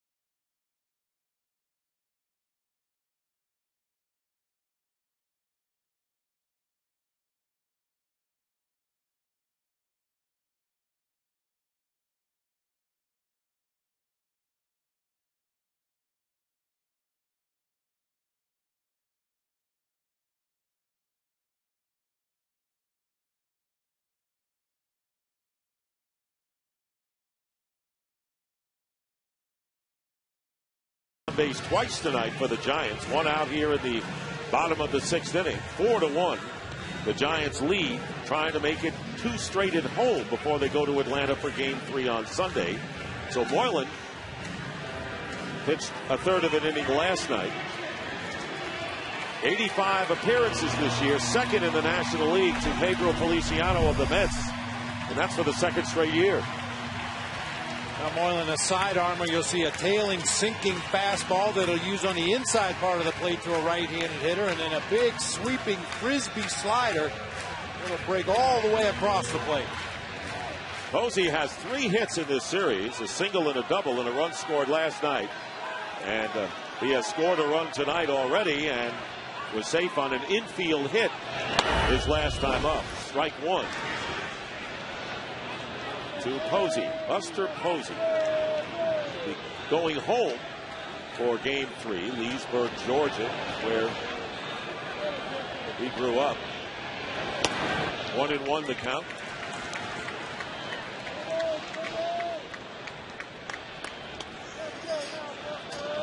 Moylan from Perth, Australia, pitched for the Australian national team in the World Baseball Classic 4 years ago. This outside pitch even farther outside, and it's doing well.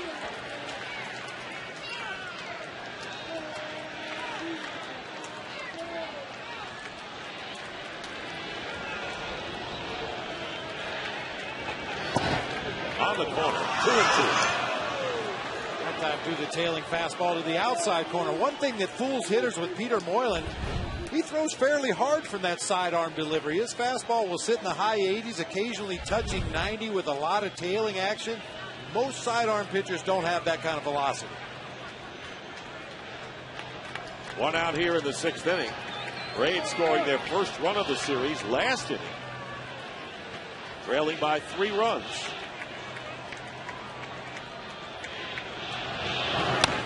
Reaches out and gets a piece of it, and quickly off the mound is Moylan, who tags Posey for the 2nd out. You know, Dick, we showed the hit chart for Buster Posey earlier in the ballgame, spread out evenly between left, center, and right field. Buster Posey's a good hitter who will hit some home runs. Pat Burrell, on the other hand, is a home run hitter. Look at his hits by direction: 58 to left, 14 to center, 19 to right field. Pat Burrell is looking to do one thing and one thing only: pull that ball into the seats in left field.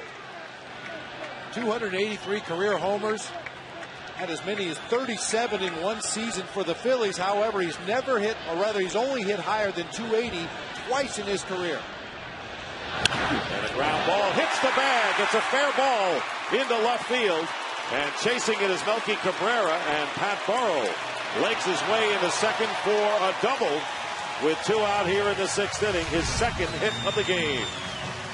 Well, I'm surprised the base didn't come off the peg down there. A sharp 2-hopper hit right on the bag. Slowed it down enough that Pat Burrell was able to round the bag at first and move into scoring position here with 2 outs in the 6th inning. Perfect example right there. Pat Burrell wants to pull the ball hard to left field. So Pat Burrell is back, reunited with Aubrey Huff, and that relationship has been a good one. Tom Verducci, more on it. Well, it didn't begin well. Aubrey Huff's first impression of Pat Burrell was that he was cocky and arrogant, but they became very good friends. And fast forward to earlier this season when the Rays released Pat Burrell, one of the first phone calls he made was to Aubrey Huff. Aubrey Huff then called Brian Sabian, the general manager of the Giants, and said, "We need this guy." And they certainly did. The one element the Giants missed early in the season was the ability to score quickly, the quick strike. And no strike was quicker or more important than that first inning home run from Pat Burrell. Thank you, Tom. And that is graphically the value that Huff knew about when he wanted Brian Sabian to sign Pat Burrell. So he's paid dividends in the postseason. Juan Uribe to count no balls and 2 strikes. Nate Scherholtz has gone in to run for Burrell, who got a standing ovation when he came to the dugout. And a big night for him. with the 3-run homer and the double here with 2 out.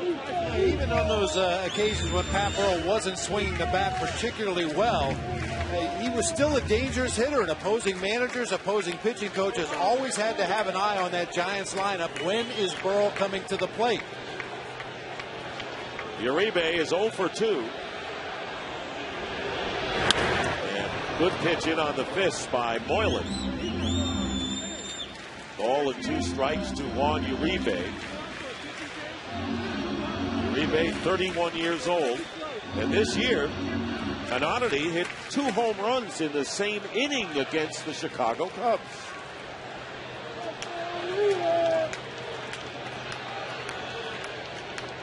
Lead at second by Sherholz, the pinch runner.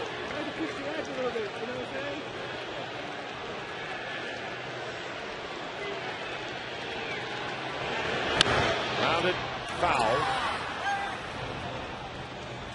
Took a while for Brian McCann to get to the pitch that Peter Moylan wanted that time. Moylan is generally a 2-pitch guy, the tailing fastball, the sweeping slider. That time he wanted to throw a straight changeup to Juan Uribe, try to get him to swing and miss. He was able to stay alive in the sequence, pulling a foul down that third baseline. Moylan checking Sherholz. Pop foul out of play. Giants in front 4-1, and the Atlanta Braves hoping that their run last inning, and they had a chance for more, maybe something that continues when they come up in the 7th inning. It'll be the bottom of the order, and we'll see a pinch hitter come up for Atlanta as Ankiel, the number 8 hitter, will start it off. Quick trip to the mound there by Brian McCann, probably to remind Peter Moylan, with Uribe at the plate, you don't have to throw a strike in a 1-2 count. You can lead him out of the strike zone, either away or in or up. Lays off. It was low, and it's 2-2 now. Uribe would prefer to hit a fastball from the middle of the plate in, but he's a very good strike breaking ball hitter as well. Moylan against Uribe.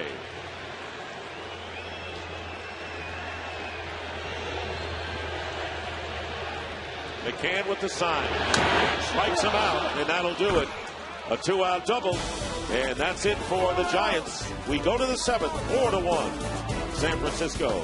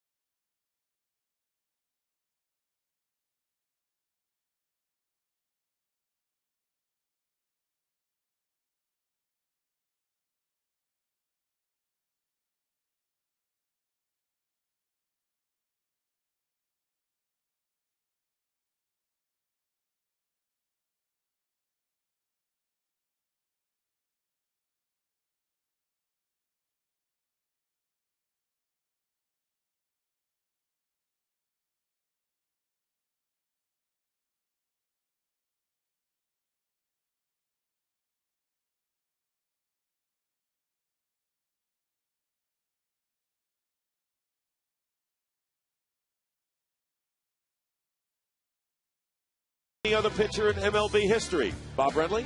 Well, a little bit, and not so much that they're identical, but unique deliveries for two Giants pitchers, Tim Lincecum and Hall of Famer Juan Marichal.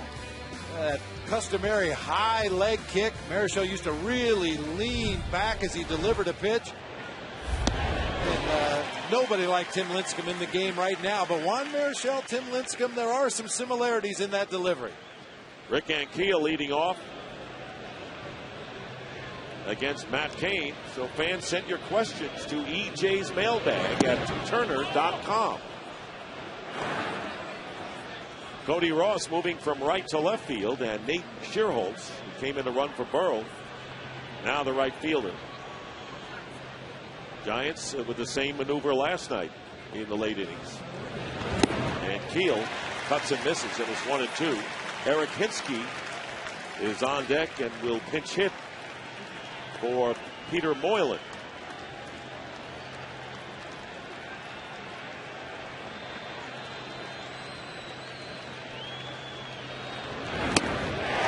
And Keel strikes out for out number one as we check in with Matt Weiner in our studios in Atlanta. Matt.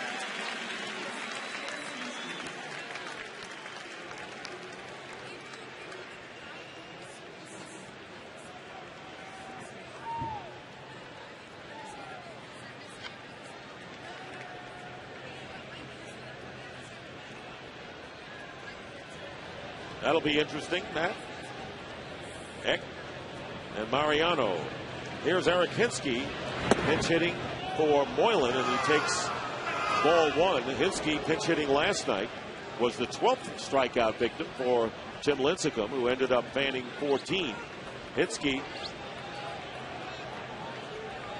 14 for 47, hitting .338 as a pinch hitter, and he drove in 12 runs. Effective in that role this year. Very effective in that role. No player likes to get to the stage of their career where they're no longer considered an everyday player, but Eric Hinsky has embraced that pinch hitting role, the part-time player role, and has done extremely well off the bench for Bobby Cox this year. Johnny Venter's in the bullpen for the Braves, and now the Giants have activity as Hinsky flies to left center field. Cody Ross calls for it and makes the catch for the second out here in the 7th inning. Javier Lopez and Ramon Ramirez are warming up for the Giants. Both were important acquisitions. Lopez from the Pirates and Ramirez from the Red Sox this year. The Giants bullpen has not given up an earned run in the month of September. Granted, we're into November now, but they didn't pitch in the ball game last night, or rather October. They didn't pitch in the game last night, but they have been highly effective down the stretch for the Giants. 2 down to Omar Infante, who has singled and walked and fly to center field. Takes ball one. Matt Cain pitching here into the 7th inning as the Giants. This will be the 100th pitch for Cain. And it's in for the strike. 1-1 with 2 down. Giants looking to make it 2-0 before the series shifts to Atlanta on Sunday. Breaking ball in for the strike, and it's 1-2. Cain has struck out 6.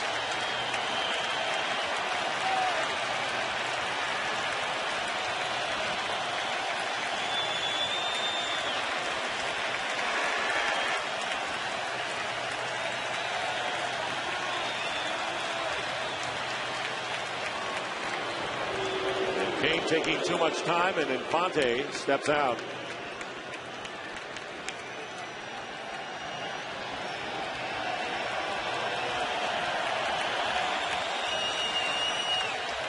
And a line drive base hit to left center field. Infante with his 2nd hit of the game, and the 7th hit of the game for the Braves, and Bruce Bochy is going to come out and make the first pitching change of the series for the Giants, and he wants Javier Lopez, the left-hander. And Cain will get a hand when he comes off the mound. Here comes Lopez. And Cain will lead the game.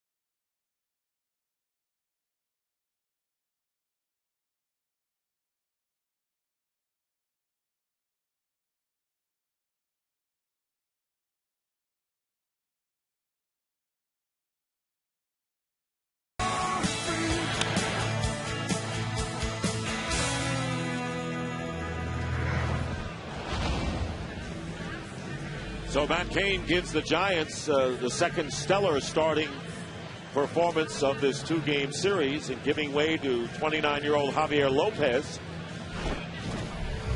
making his first appearance of the postseason. Member of the world champion Red Sox in 2007. This is the third time he'd been in the playoffs. Deadly on left-handed hitters. He's held them to a 111 batting average during the regular season. 5 hits in 45 at-bats. How about Tim Lincecum and Matt Cain in the first 2 games of the series? Well, exactly what we expected. Both these guys going out. Lincecum certainly in much more spectacular fashion, but Matt Cain does what he does. Very workmanlike in the way he goes about getting his outs and gives his team a chance to win just about every time out. Working 6 2/3 innings, and here is Jason Hayward taking down low ball 1. Hayward is 0 for 3. And he bounced into a double play his last time up. Braves have 7 hits. They've had their chances, but have not been able to get more than the 1 run they scored in the 6th inning. 1-1 the count to Hayward, who drove in 72 runs and hit .277 in his rookie year. As you might expect, Hayward hits for a much lower batting average against left-handed pitching. However, 6 of his 18 home runs have come against lefties. And this is a tough lefty for him to face right here in Lopez, native of San Juan, raised in Virginia. Lopez, a left-handed version of the Braves' Peter Moylan. Tailing fastball, sweeping slider. Lays off the low and away pitch, and it's 2-2.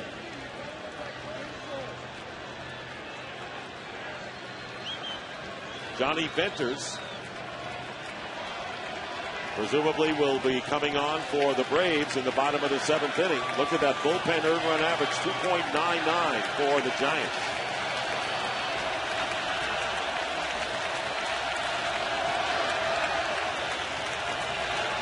Infante with the lead at first. Check swing and a foul off.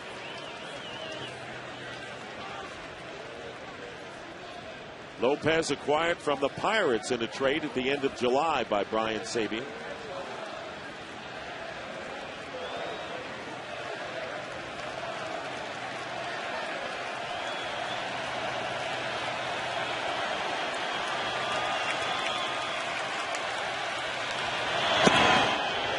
Just inside, and a full count to Hayward. And Infante will be off on the pitch. And if Hayward could get aboard, Derek Leake comes up again. Ramon Ramirez, who has been stellar as a right-hander out of the bullpen. And strike 3 as Hayward watches that pitch go by. Lopez comes in, strikes out Hayward. And we go now to the bottom of the 7th inning. It remains 4-1.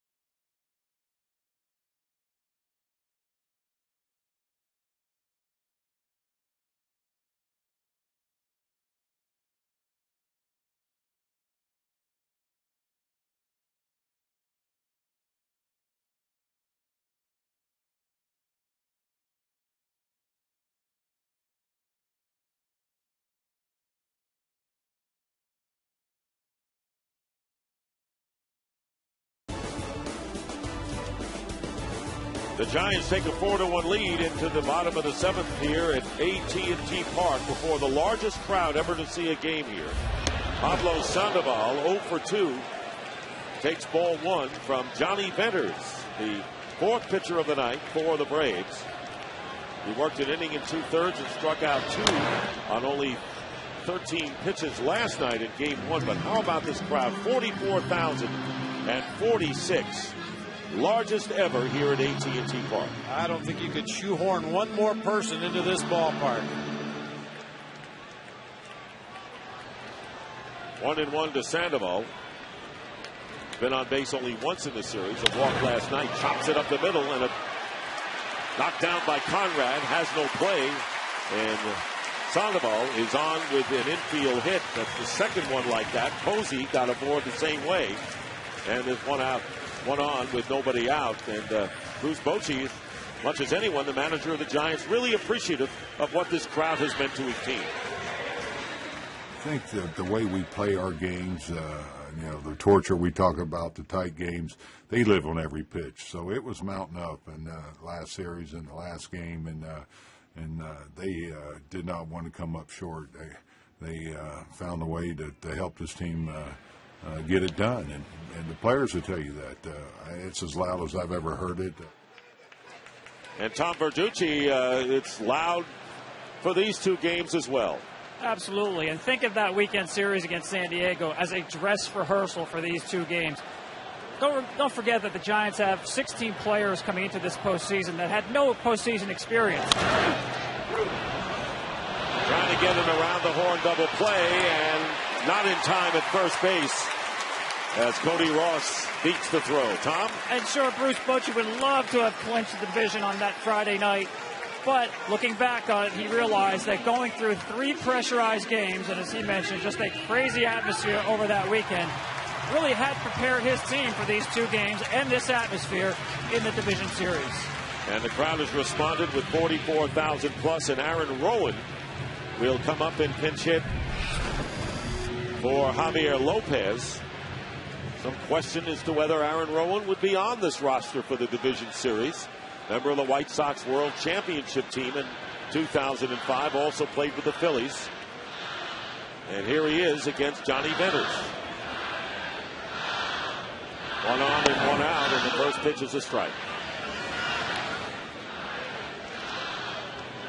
Bruce Bochy said that Aaron Rowan gives him a lot of flexibility to make double switches late in the game, bring him in for a defensive replacement. Also, Rowan had some pretty good offensive numbers against a lot of the guys on this Braves pitching staff. And that's why he's on the roster, because if Venters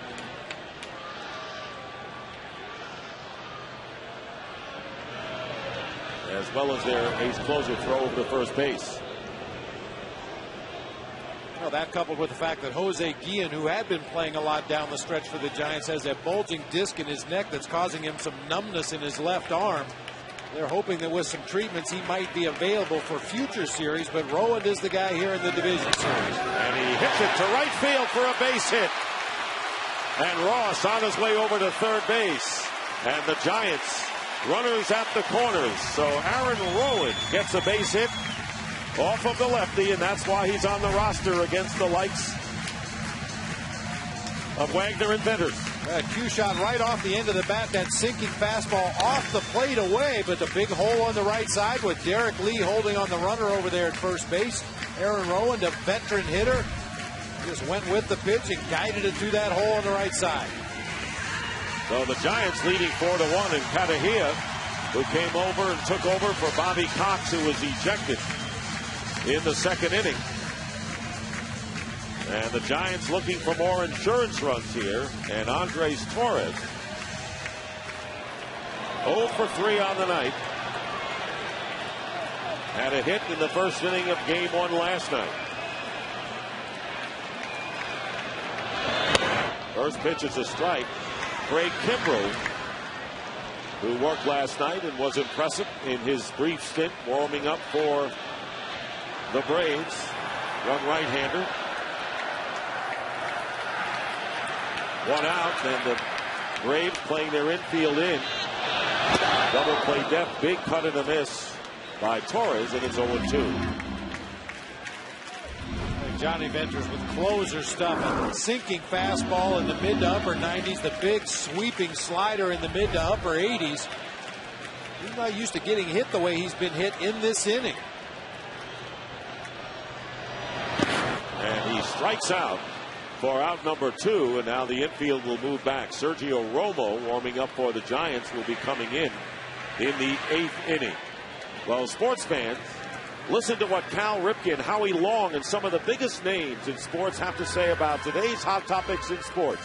Check out Behind the Mic, presented by Allstate, exclusively on SI.com.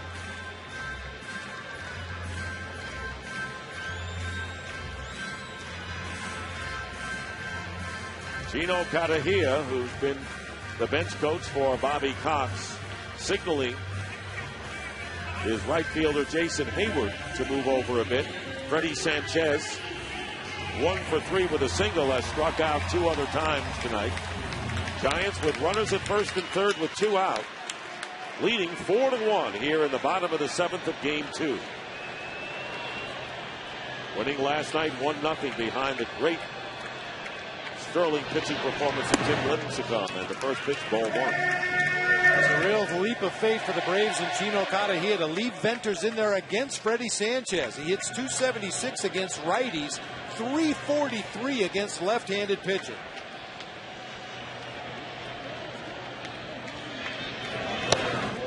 Missing outside, 2-0. With that hard tailing fastball from Venters, this is a situation where Sanchez is likely to try to hit that hole in the right side of the infield.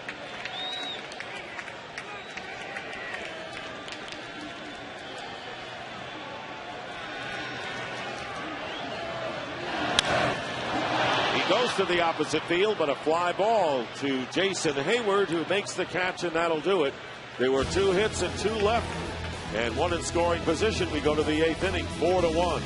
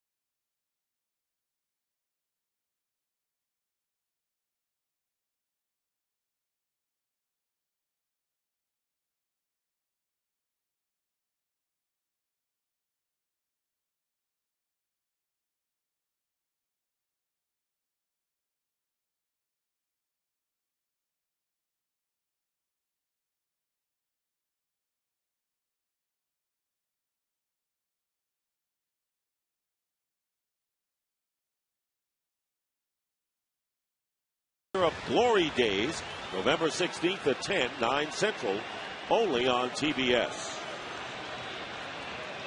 New Giant pitcher is Sergio Romo as the Braves bat in the 8th inning, trailing the Giants 4-1. And Derek Lee basically takes strike one. So Romo, last pitch on Sunday. You see a belly full of sliders from Romo. He works it on both sides of the plate. He'll backdoor lefties with his slider. He'll try to lead the righties out of the strike zone. There's a slider right there just off of the outside corner. Derek Lee scored the only run for the Braves. Singled in the 6th inning, advanced on the error by Pat Burrell and came around on Brian McCann's base hit. That's been the only run for the Braves in this series. Fouls it off upstairs, and it's 1-2. And Sergio Romo, very animated pitcher out there on the mound. 27-year-old from Brawley, California, a couple hours east of San Diego.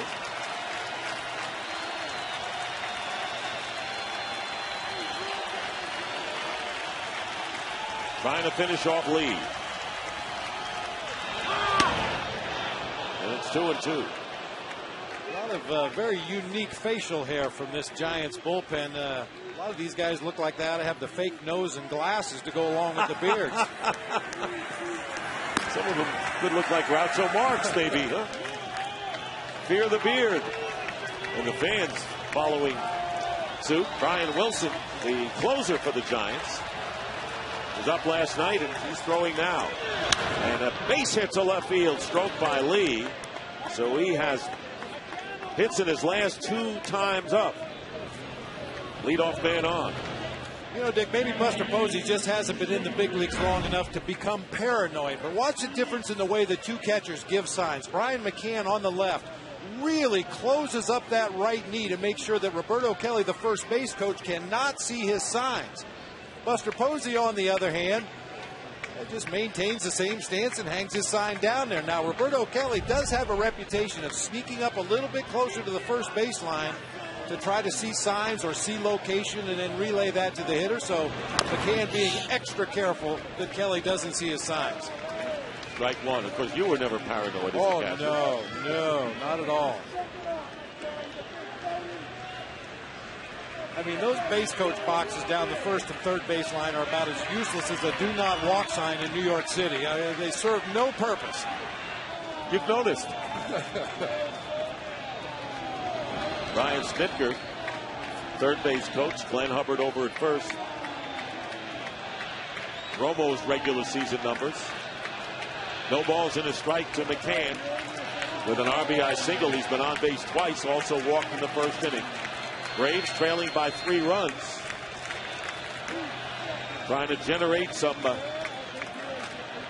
late inning energy here. And this pitch is down low, and it's 1-1 to McCann. Bob mentioned 77 runs batted in, representing the lead of this club.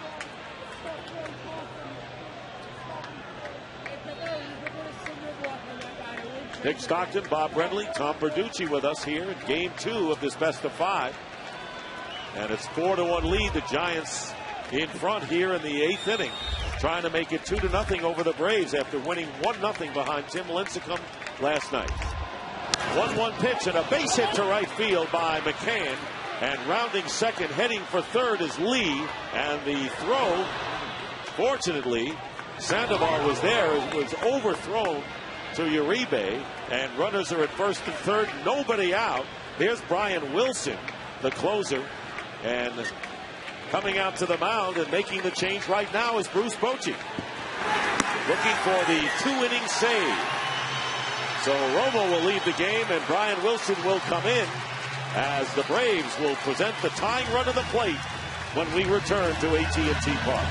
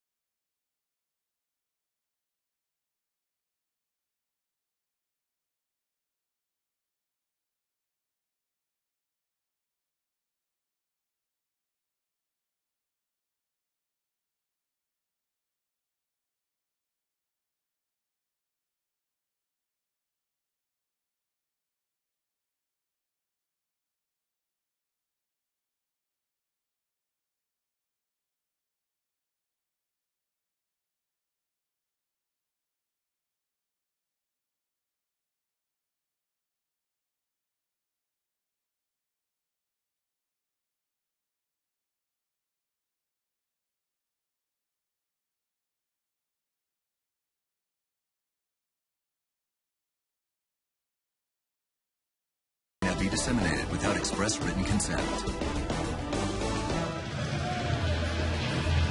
And Brian Wilson is on. 48 saves to lead the major leagues coming in to face Melky Cabrera. And he'll pitch mostly away to all hitters, righties and lefties. If he feels like he's got his good fastball on a given night, that's all you will see from Brian Wilson. And that last bullet point, probably the most important trait for Brian Wilson. He's got more guts than stuff. And he'll be facing the switch hitting Melky Cabrera 0 for 3. So we have two bearded pitchers coming in back-to-back. Sergio Romo and now Brian Wilson. Tying run at the plate for the Braves here in the 8th inning. Derek Lee and Brian McCann with back-to-back singles. Runners at the corners. And the 48 saves for Brian Wilson, tying the club record set by Rod Beck. Nobody out. 1-0 to Cabrera, with Brooks Conrad on deck.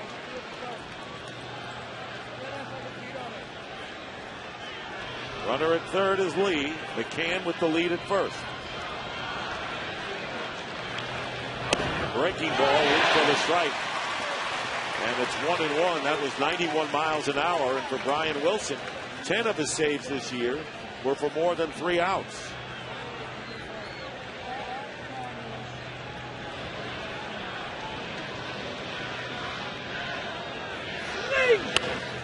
Fighting that one off was Cabrera, a defensive swing, and it's 1-2.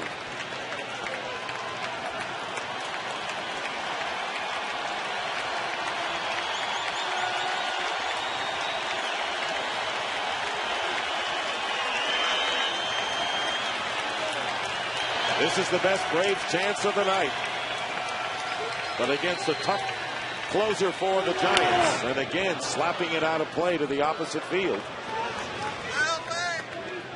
Melky Cabrera last year started the first 4 games of the World Series in a Yankee uniform.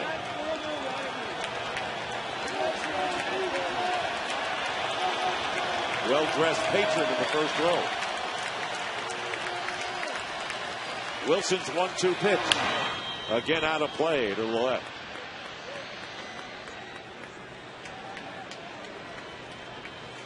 A number of just defensive hacks on the part of Melky Cabrera here, just trying to stay alive in the sequence and hope that Brian Wilson will make a mistake that he can get the barrel on.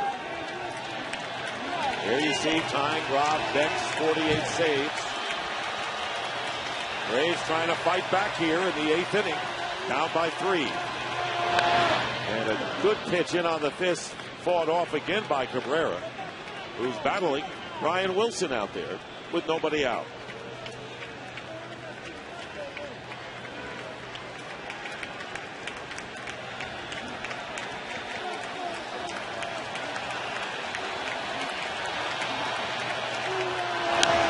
And a slow hit bounding ball to third. Sandoval's only play is the first, safe at first base. As Huff came off the bag, a run will score, and everyone is safe. Runners at first and second, still nobody out. And it's now 4-2, the Giants lead. Battling at bat that time by Melky Cabrera, who's shown a pretty slow bat in the game tonight, but he has to deal with all hard stuff here from Wilson. A fastball away, a cutter on the outside corner, a cutter up, another hard fastball up out of the zone. They doubled up outside of the zone high. The one pitch that came inside, he was able to fight off and then spanks that ball on the ground to the left side. I think Aubrey Huff cheated off that bag trying to buy a call from the first base umpire, and it wasn't necessary. And the bunt attempt by Brooks Conrad is out of play for strike 1. Cabrera does not run that well. Looks like Sandoval has plenty of time to get the out. I stand corrected. That throw was further off the base than I realized. And they're going to rule it a base hit.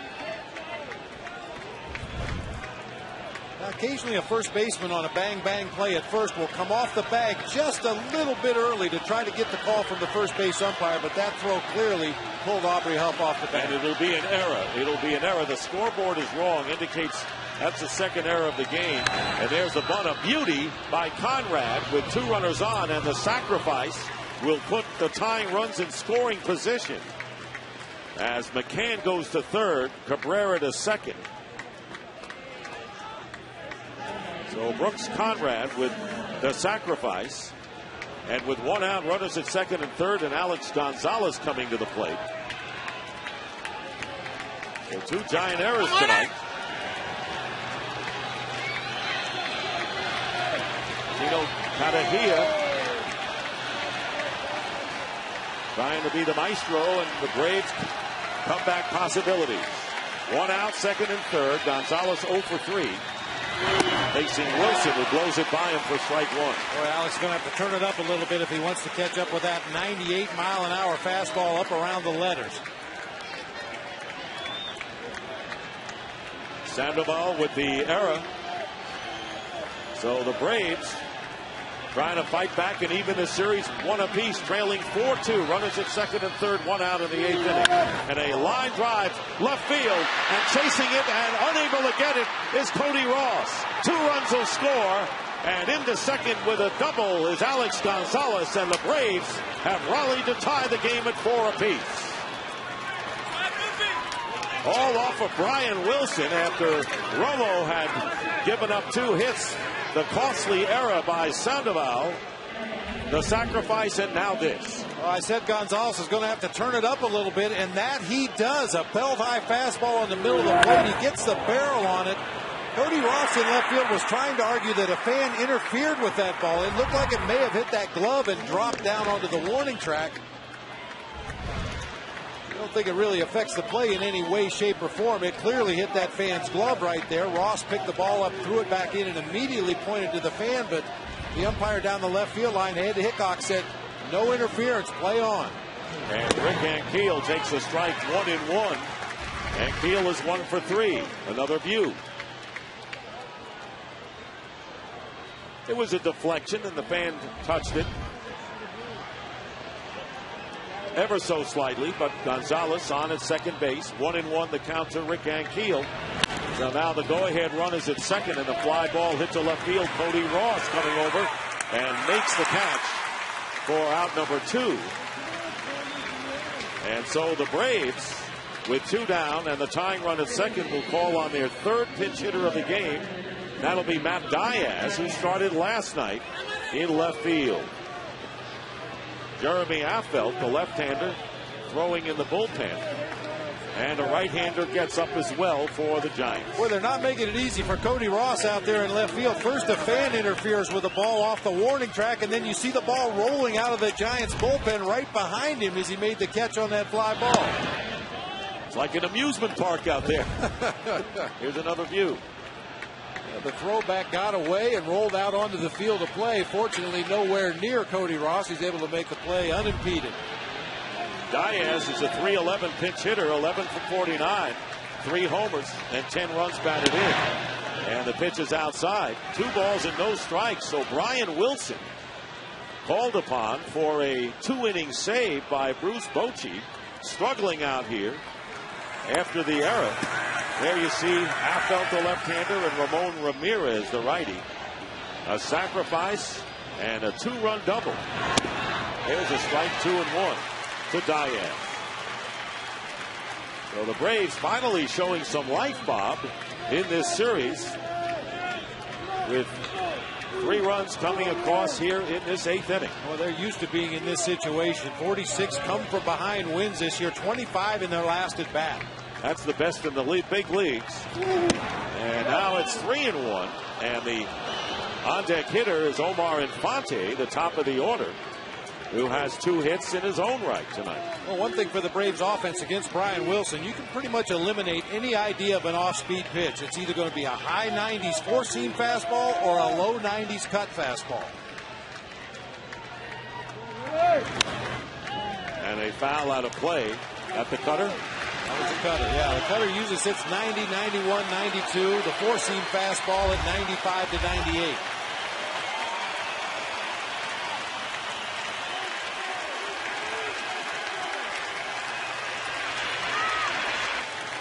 Three and two down.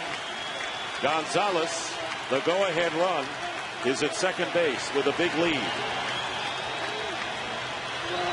Breaking pitch, strike 3 on the inside corner. And Diaz is out, but the Braves rally for 3 runs in the 8th inning. Lee started with the single, McCann with a base hit, and Gonzalez with the 2-run double. And we go to the bottom of the 8th inning. It's a new ball game, 4-4 here in San Francisco.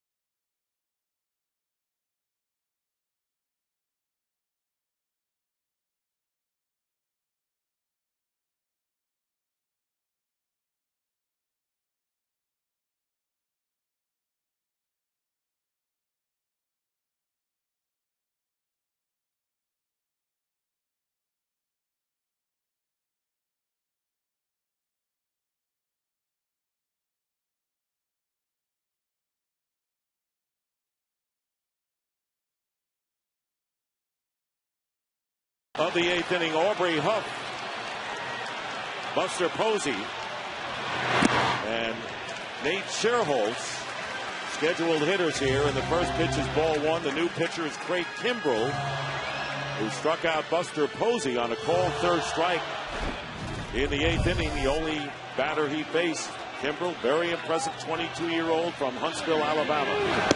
Another rookie on this club, and falling behind the Huff, 2-0. Real live arm for Kimbrell. Fastball in the high 90s. A real sharp, late-breaking slider. This is a guy that has never started a game in his professional career. He was drafted and groomed to be a relief pitcher. Commands 2 pitches very well. And a big pitch in there for a strike for Kimbrell, 2-1. So now we have a tie game, and we have a battle on our hands, something we really haven't seen. We did have a 1-run game, but Lincecum was dominant last night. And I don't think anybody on the Braves side of the field would admit to this, but they came into this series with the idea if they could steal one of these 2 games and then go back to Turner Field in Atlanta, where they've been the best team in baseball at home this year, they would be content with that. 56-25 at Turner Field. But the Braves trying to finish the job that they have climbed back into this game. There you see a different team on the road. In fact, they had the worst road record of all of the 8 playoff teams coming into this series, and the count is full, 3-2 to Huff with Posey on deck.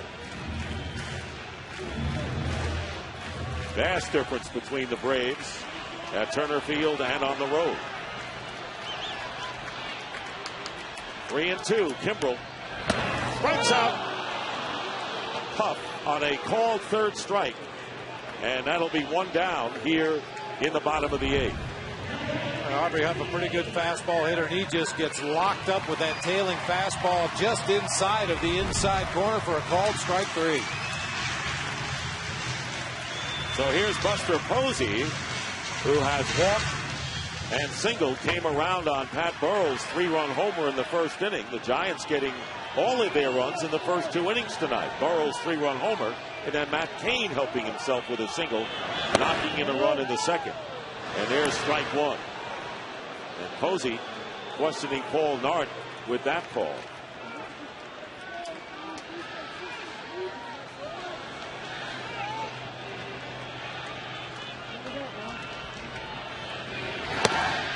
One ball and 1 strike. The Braves getting 3 in the 8th inning. One of those 3 runs was unearned. The error charge to Pablo Sandoval, the third baseman, and a timely double by Alex Gonzalez.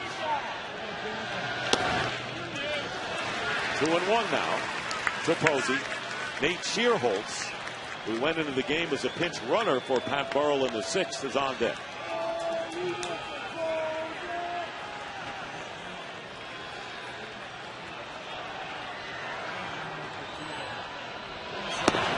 And down low, and it's 3-1. Third baseman Omar Infante is guarding the line at third against Posey.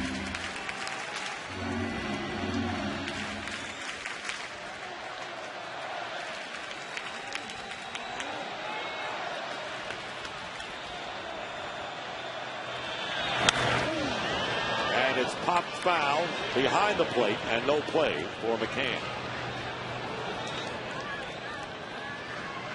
This is something Buster Posey rarely sees, even as a rookie. He's not used to a pitcher challenging him with all fastballs. Had a good one to hit right there, just got underneath it, fouled it back. Now Brooks Conrad against the right-handed hitting Posey is playing so deep he's on the outfield grass to the right of second base. Here's the payoff pitch, and it's fouled out of play. Tom Verducci, Sports Illustrated fame, about the relationship between Alex Gonzalez and Bobby Cox. Gonzalez getting the key double. Absolutely. And don't forget, the Braves started out with Yunel Escobar as their shortstop.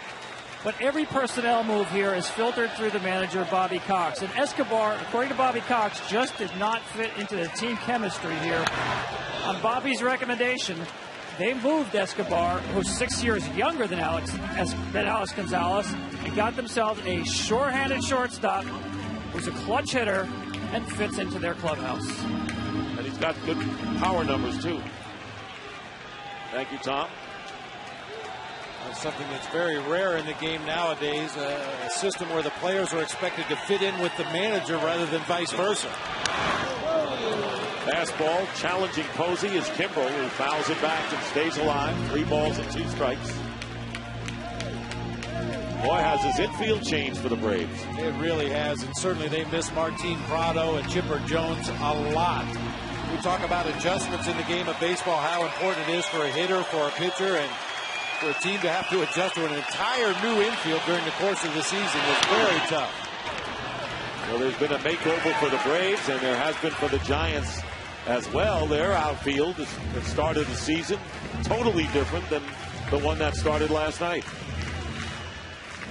Buster Posey with 1 out facing Craig Kimbrel, the 5th pitcher of the night for the Braves. And a good at-bat for Posey. This is the 10th pitch against Kimbrel, and a line foul, so they go to number 11.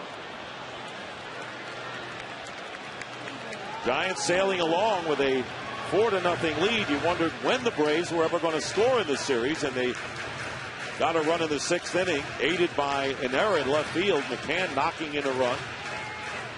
Lee came in from second, and then an error helping the Braves, who had 3 runs on 3 hits in the 8th. The first run was in the 6th.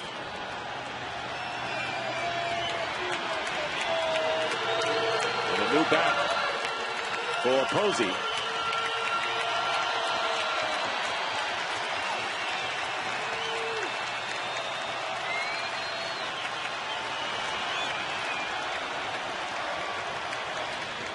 3-2 again, and Posey strikes out. 86 miles per hour. Took something off that pitch, did Kimbrel, and the second straight strikeout for Craig Kimbrel.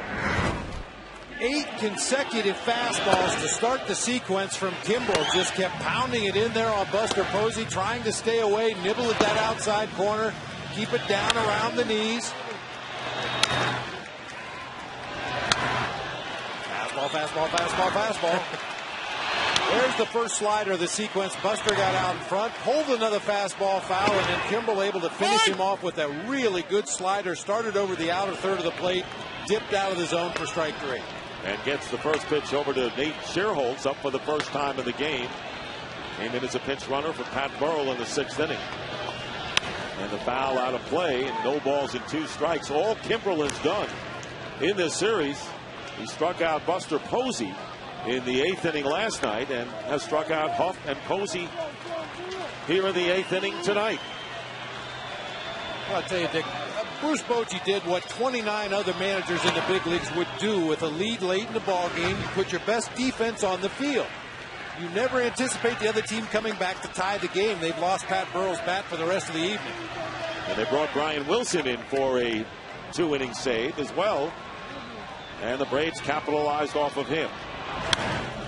Out of play, and it's still 1-2 to Shearholtz. Shearholtz hit .242 this year with 3 homers and 17 runs batted in. Native of Danville, California in the East Bay.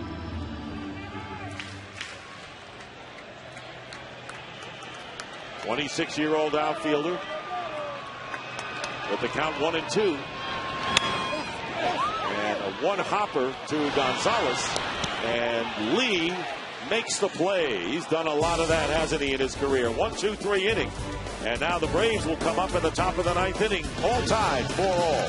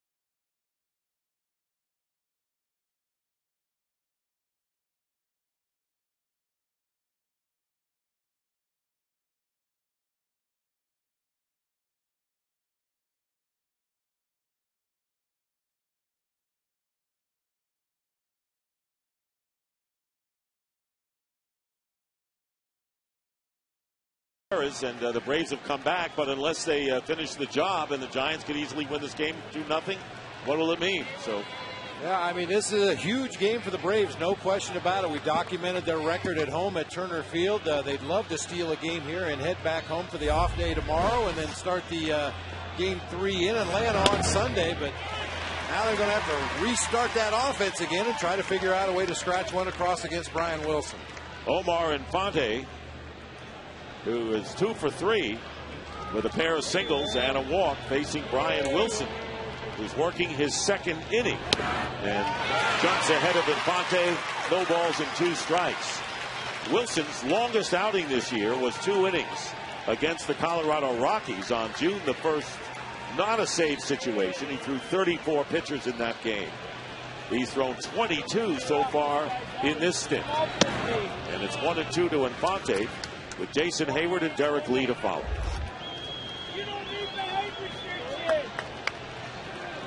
Braves with 1 in the 6th and 3 in the 8th.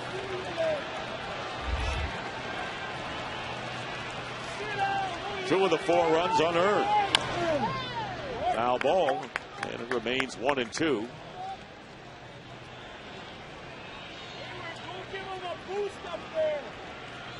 I mentioned with the off day tomorrow, the fact that Brian Wilson was up in the bullpen in the 9th last night, but never really got fully heated up and ready to come into the game. I think that's what gives Bruce Bochy the confidence to send him back out there for this second inning.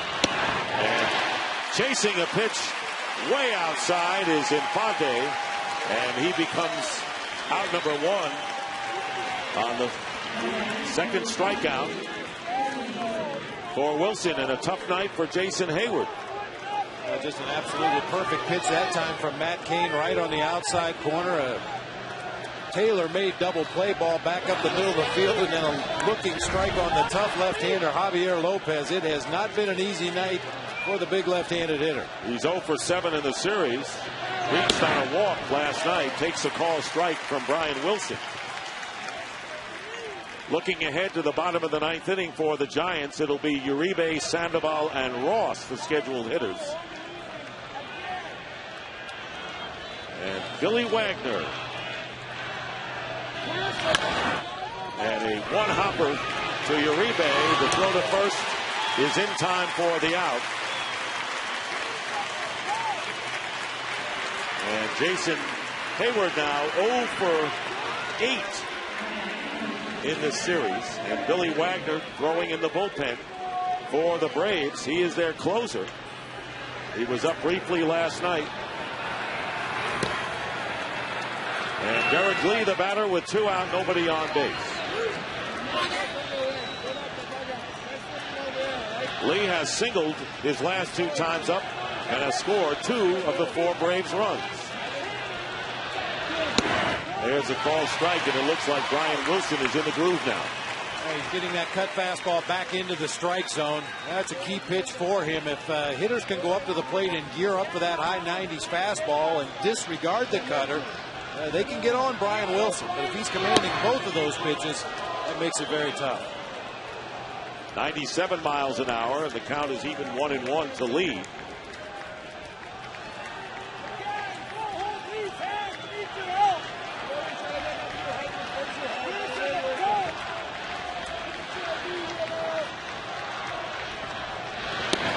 And it's 2-1. Interesting that the Braves using so many relievers, Bob, to hang in this game, and they're tied. They go to extra innings. And they got Billy Wagner, but they've used Dunn, Moylan, and Venters already, as well as Kimbrel. So their bullpen would be thin, and a big cut and a miss, and it's 2-2.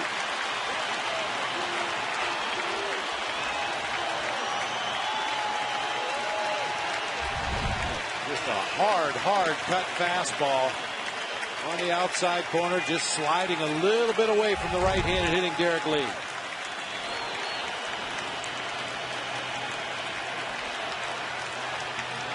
Bases are empty, 2 down, and 2-2 the count to Lee. Brian Wilson working his second inning.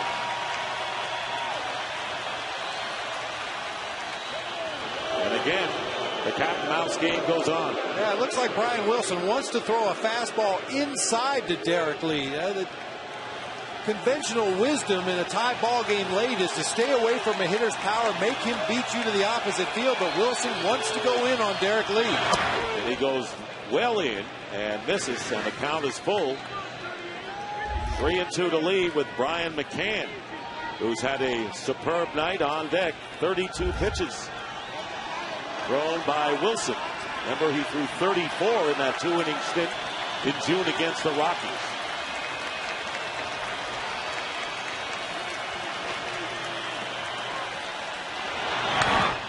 Foul back. They got a cutter that caught a little bit too much plate that time. Derek Lee had a real good rip at that one, fouled it straight back.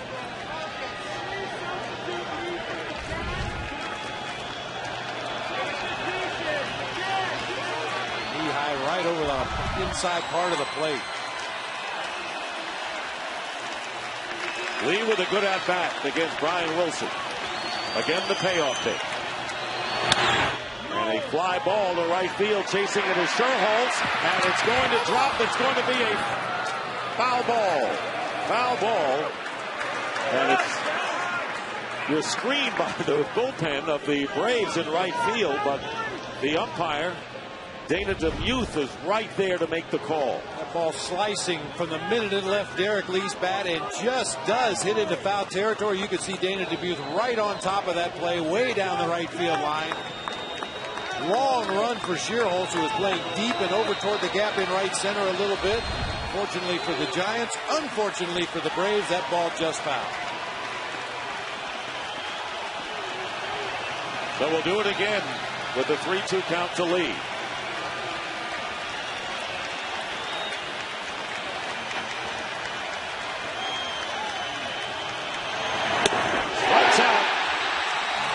And that'll do it. So Wilson strikes out 3 of the last 4 batters he's faced. It's 4-4, and the Giants coming up in the bottom of the ninth.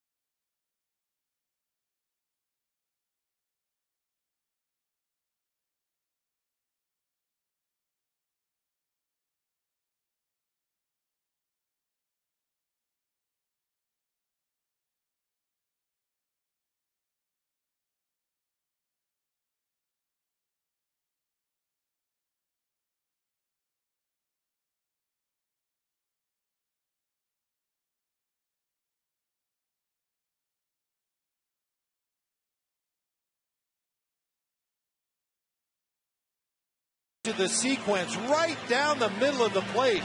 Brian Wilson knows he got away with one right there to Derek Lee. Thank you. Thank you. Thank you. Juan Uribe facing Craig Kimbrell in the bottom of the 9th inning. Strike one.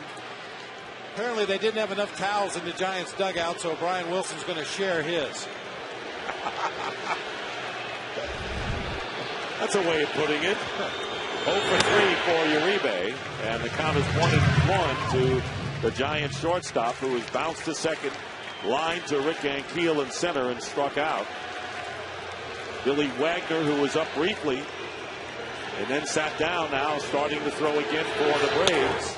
Big cut and a miss on a pitch up in the zone, 1-2. So Ramon Ramirez for the Giants, the right-hander in their bullpen, and the ace closer Billy Wagner for the Braves in the right field bullpen. And strike three as Kimbrell strikes out Uribe on a high fastball. I tell you, at this time of the season, if you have a hole in your swing, the opposing team will find it. Juan Uribe, a notorious bad ball hitter. He chases high fastballs out of the zone. Kimbrell just pounded him across the letters that time to get the strikeout. He has faced 5 batters, has Kimbrell, so far in the series, and has struck out 4 of them. And now here's Pablo Sandoval, the switch hitter. 1 for 3. Was safe on an infield hit up the middle. Smothered by Brooks Conrad. 1 out. Bottom of the 9th inning.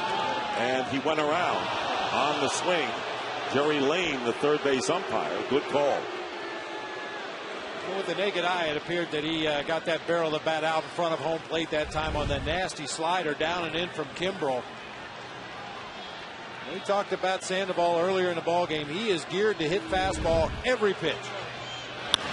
Chops this to the left side. Gonzalez backhands. And in the dirt again. A good play by Derek Lee for the second out. Derek Lee has saved more errors than any other first baseman in baseball over the course of his career. He's the most adept first baseman I've ever seen at picking balls out of the dirt. 3-time Gold Glover, makes it look easy over there. 2 down. And he has contributed with his bat tonight as well, Bob. Former Cub and Cody Ross, who doubled, scored a run back in the second inning, is 1 for 3. 2 down. And a fastball on the inside corner. If Ross can get aboard, Travis Ishikawa will come up and pinch hit in the pitcher's spot. 30th pitch for Kimbrell. Pop foul. Chasing it is McCann out of play.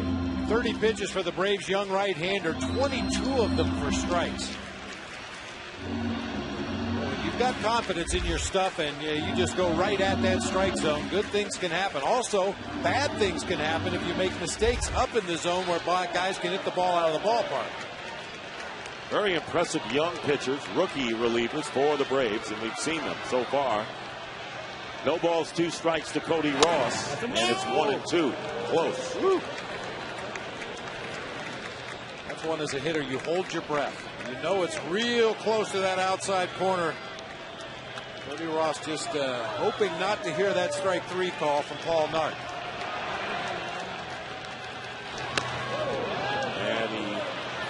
Laid off that pitch as Paul Emmel made sure, and the count is 2 balls and 2 strikes.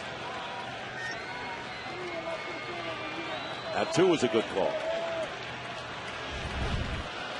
Looking ahead to the 10th inning, if we get that far, it'll be McCann, Cabrera, and Conrad, the scheduled hitters for the Braves. The bat goes flying, and that is strike 3 right out to Gonzalez.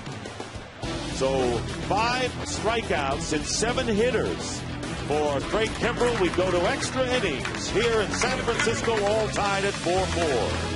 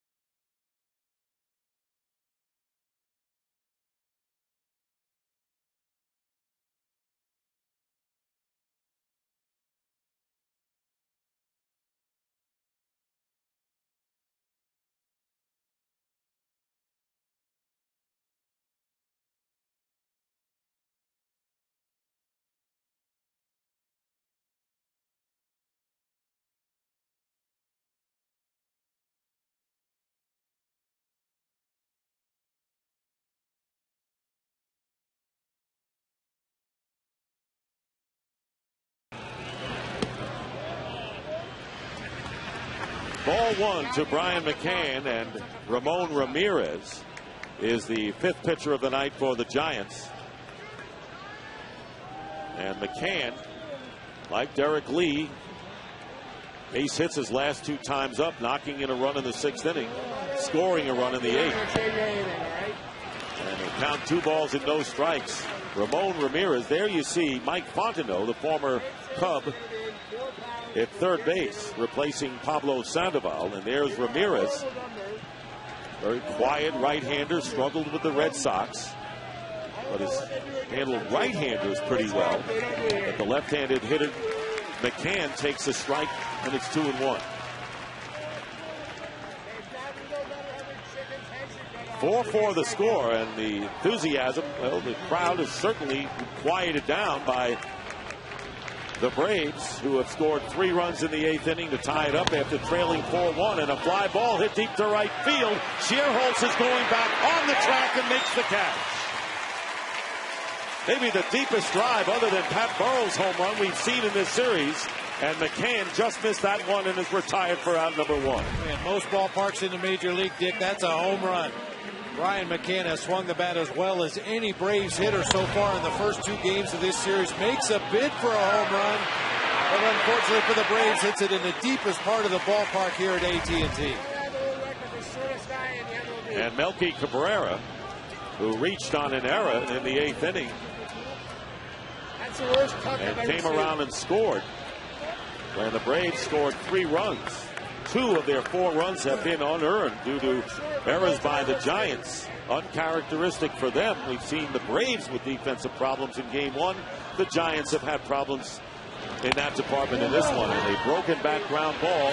Sanchez quickly over to first. And Cabrera is retired. Melky is down, 2 down in the 10th. Well, tomorrow on TBS, Division Series coverage continues. Pair of game 3s. 2 teams face elimination on the road. The Rays hope to stay alive. They take on the Rangers. It'll be the first postseason game in Arlington since 1999. And on to the Bronx, the Yankees and Twins. Minnesota looking to avoid a sweep. Coverage begins tomorrow at, well, actually, in the East it's today at 4:30 Eastern with TBS MLB On Deck, presented by Jeep. Here's Brooks Conrad. 1-0 to Conrad.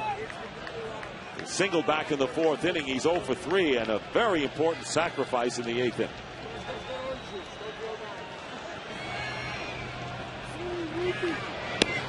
Good fastball by Ramirez. Fastball, slider, changeup combination from Ramirez. He'll usually try to work away to both righties and lefties. And a fair ball. Aubrey Huff makes the play. And Ramon Ramirez comes in and retires the Braves in order. It'll be the number 9 hitter, which will be Fontenot, and then the top of the order for the Giants in the bottom of the 10th.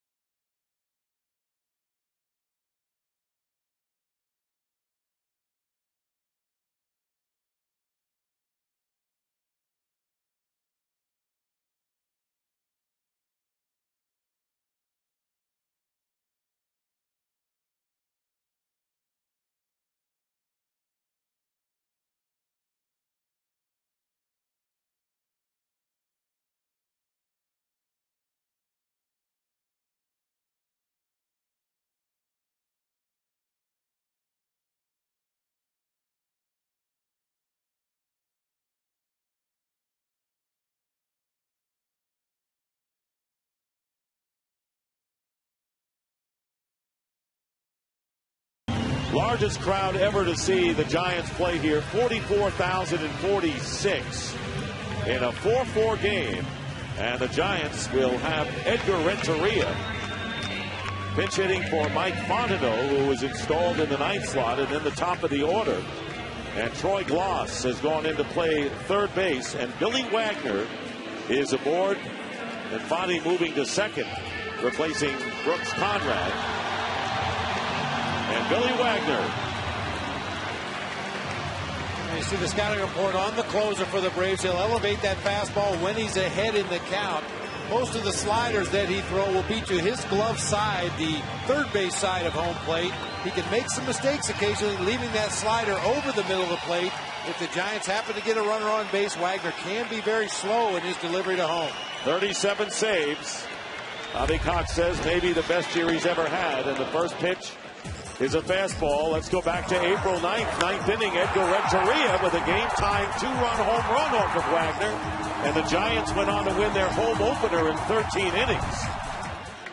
Renteria, though, hitting just 158, but he had that home run back on April. Yeah, 3 for 19, but one of them was that big home run.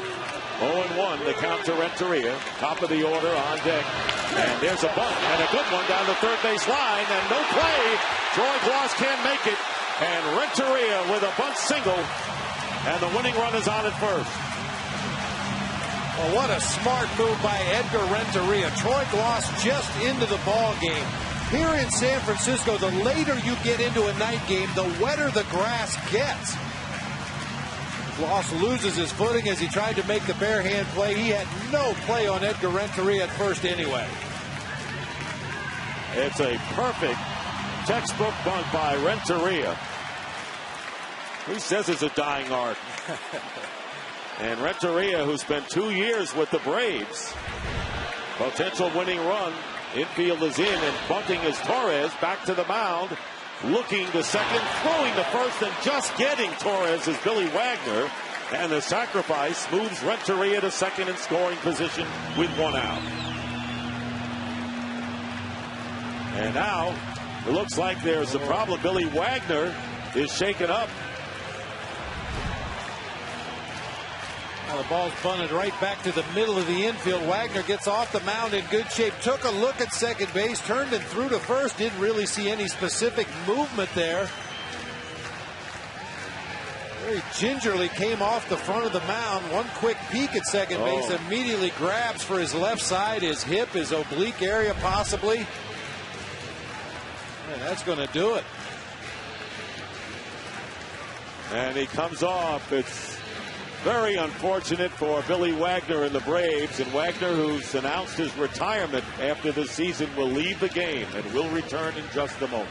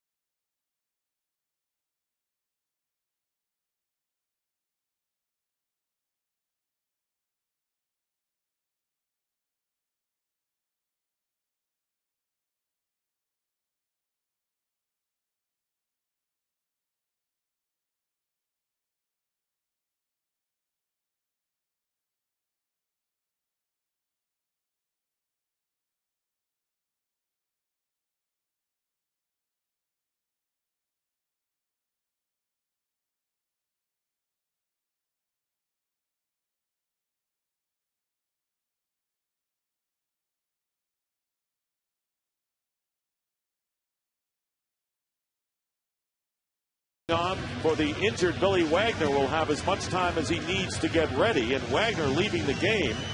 And of course, everyone hopes this isn't the last time he will appear, but we don't know what that injury is. For more, Tom Verducci. Well, Dick, we know the story certainly well chronicled about Bobby Cox's retirement plans. A sidebar to that, the retirement plans of Billy Wagner. 422 career saves, the most among any active player who has not been to the World Series.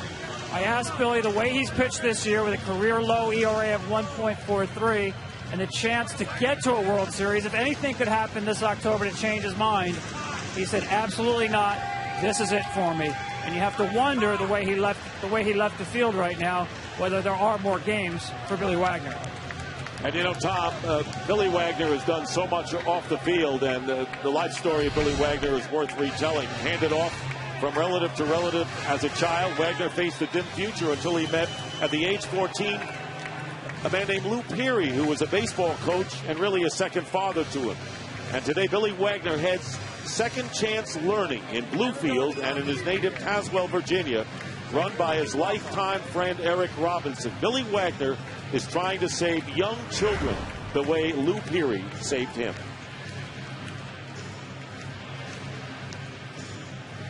Wagner leaves the game, and Farnsworth is warming up, and the Giants with one out and a runner at second.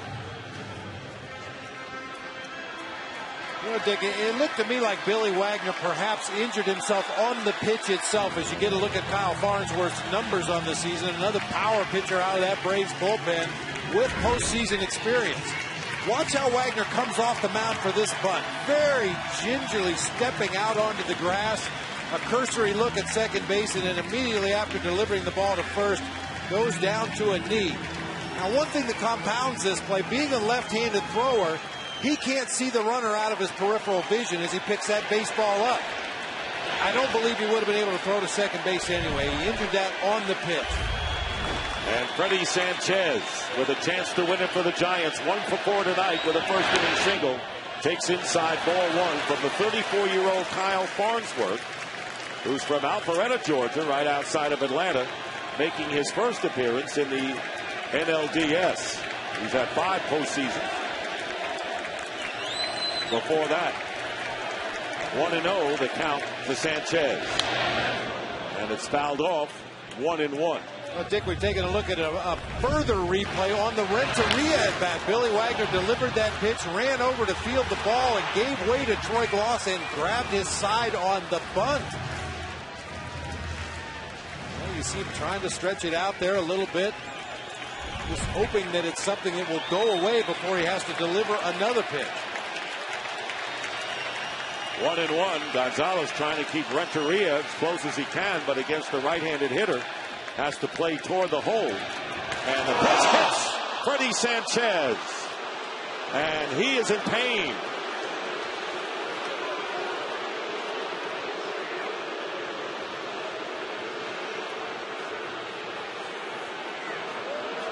And hit on the right hand. Mark Grusbeck, the head athletic trainer for the Giants, out quickly.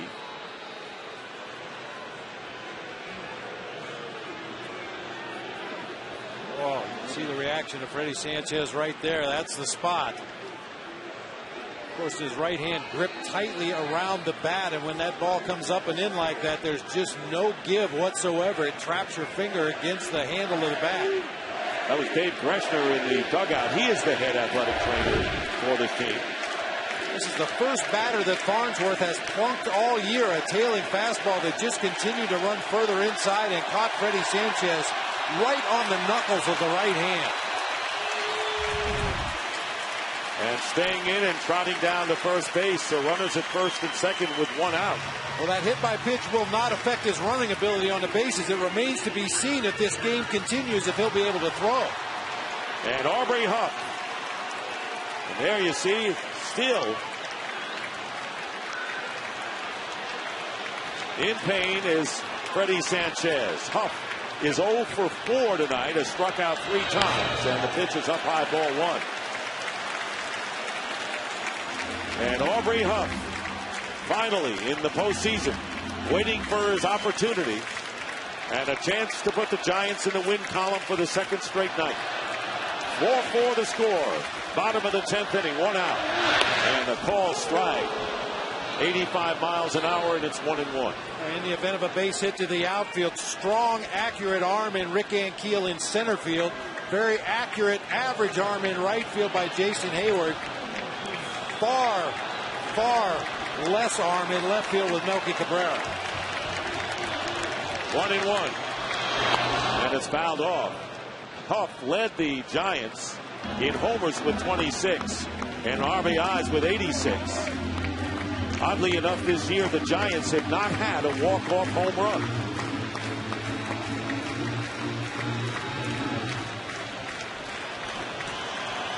Giants led 4-0 with 3 in the first on Burrow's 3-run homer. Added 1 in the second. Braves fought back with 1 in the sixth and 3 in the eighth. And 2 Giant errors have helped the Brave cause. And he pulls this, foul it out of play to the right.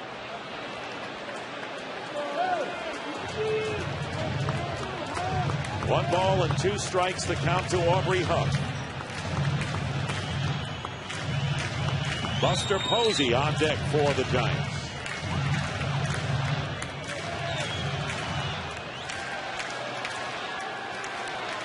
Giants have had 6 walk-off victories this year in the regular season. Leading 1-0 in the best-of-5 series. 2-2 to the Giant first baseman.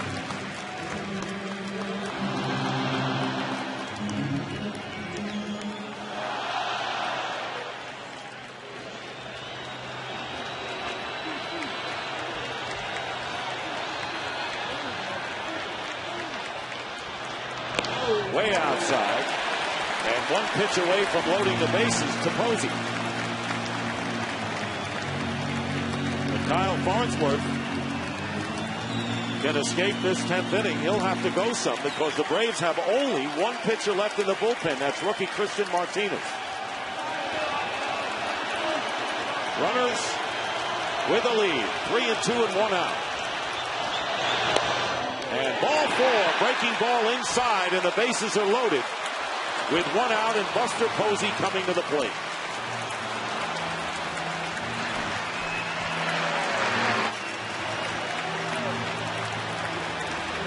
And quickly going to the mound is Roger McDowell, the Braves pitching coach. Nothing going on in their bullpen. Farnsworth is the 7th pitcher tonight for Atlanta. Buster Posey has never faced Kyle Farnsworth before. Farnsworth is basically a 2-pitch guy. A good fastball in the mid-90s, the hard slider. Right now having trouble commanding that strike zone.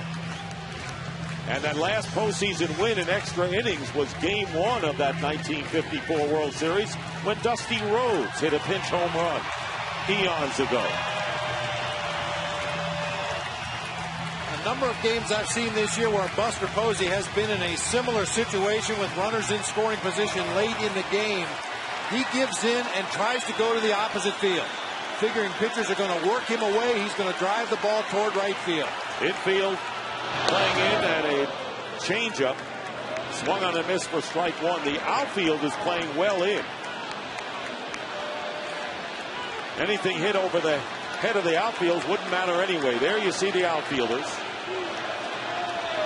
Renteria on at third base, the potential winning run. In the dirt. And with a man at third, every save in the dirt is a big one for McCann in that spot.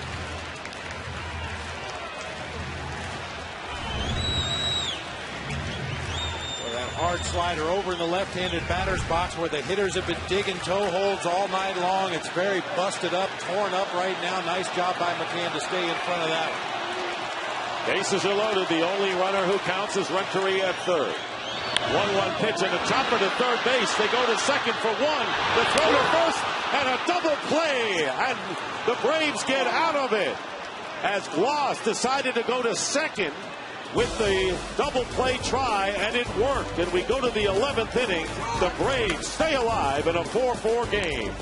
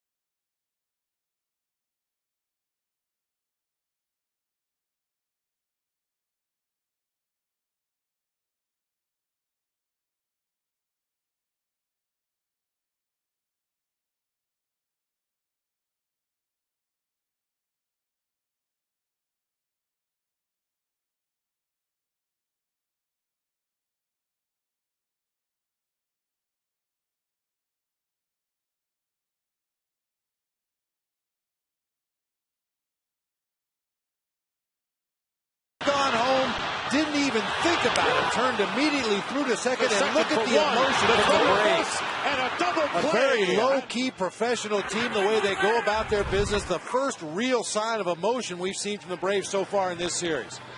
And the Braves batting in the 11th inning in a 4-4 game.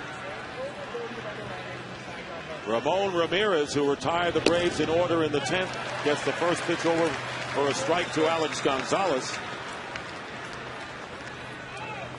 Juan Uribe moves from short to third, and Edgar Renteria takes over at shortstop for the Giants. Way in front of that pitch is Gonzalez, and it's 0-2. There's Edgar Renteria, who laid down a perfect bunt to beat it out, was at third base. And the double play by the Braves, started by Troy Gloss, extending this game. Gonzalez knocking in the tying runs with a double in the 8th inning to bring this game to a 4-4 contest. And there is a ball Renteria handles on the short hop.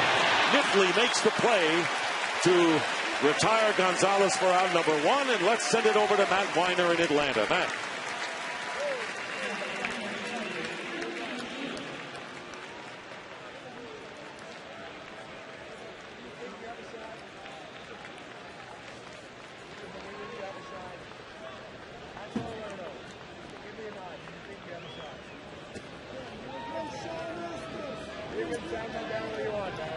All right, Matt. Well, we know it will end.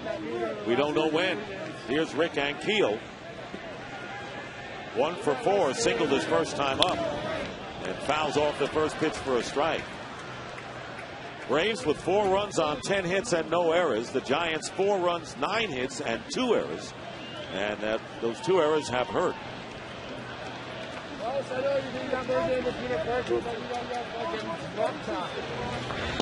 Pitch is outside. Troy Gloss is on deck. He's batting in the number 9 slot now. Braves have used 3 pinch hitters in the pitcher's position. That's down low, 2-1.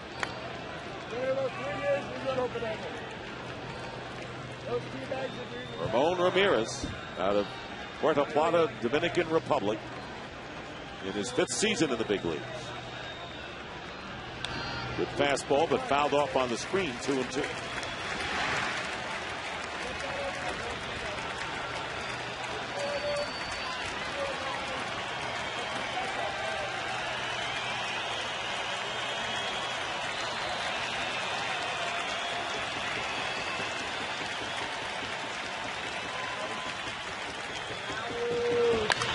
And a fly ball hit deep to right field. And this ball is out of here and over the seats. Rick Ankiel into the Cubby Cove. And Rick Ankiel has given the Braves a 5-4 lead. And this crowd is stunned.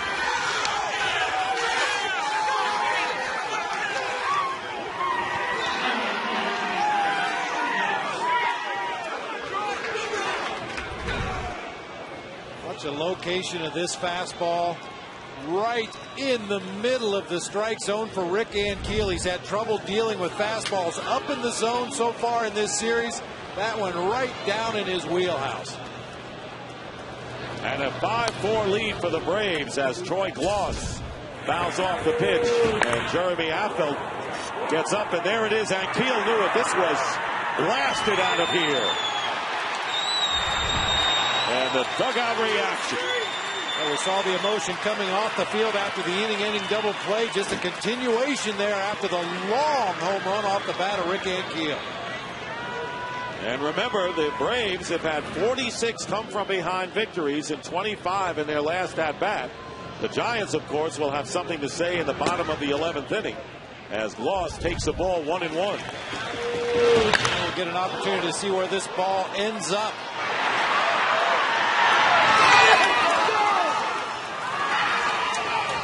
Right between the 2 posts.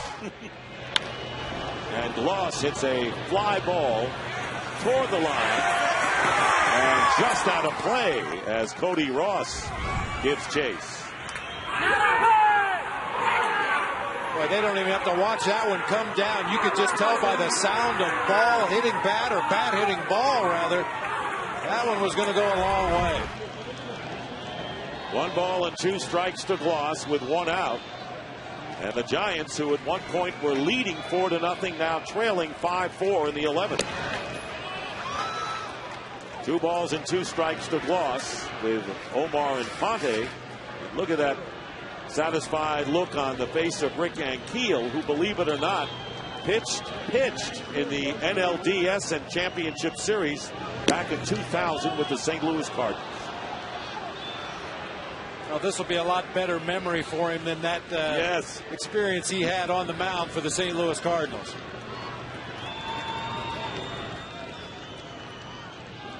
Talking with Eric Hinsky in that dugout. 3 balls and 2 strikes again. And a ground ball to third. Uribe throws out Gloss for the 2nd out here in the 11th. Here's another look.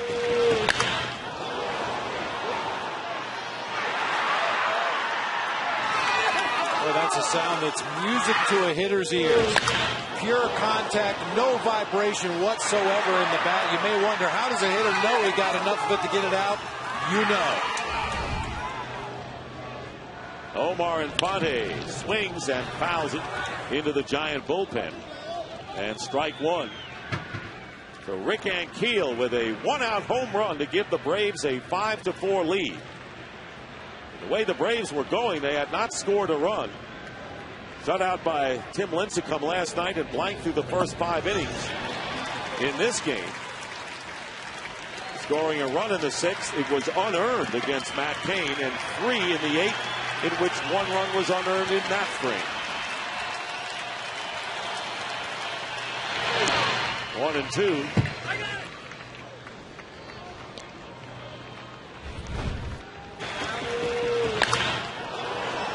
And you're right, didn't take him long. He knew it. He knew at contact that ball was going to leave the ballpark. Sherholtz didn't move in right field for the Giants, and strike 3. Infante is called out on strikes, and that'll do it. But Rick Ankiel with a home run to break the 4-4 tie. And will the Braves have yet another come from behind victory?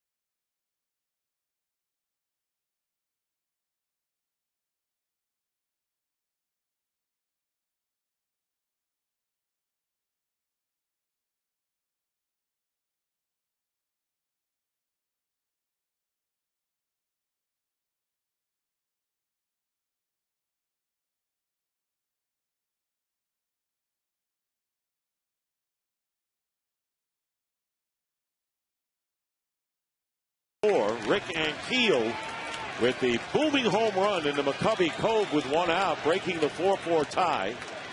Diori Hernandez is at third base, replacing Troy Gloss. And the First pitch is a strike to Nate Shearholtz, up for the second time. Rounded out to Gonzalez at short his first time up. It'll be Shearholtz, Uribe, and a pinch hitter in the pitcher spot. Pitcher spot, the 7th position in the batting order for the Giants with all the changes. Kyle Farnsworth, who had to come in the game when Billy Wagner suffered a problem with his hip.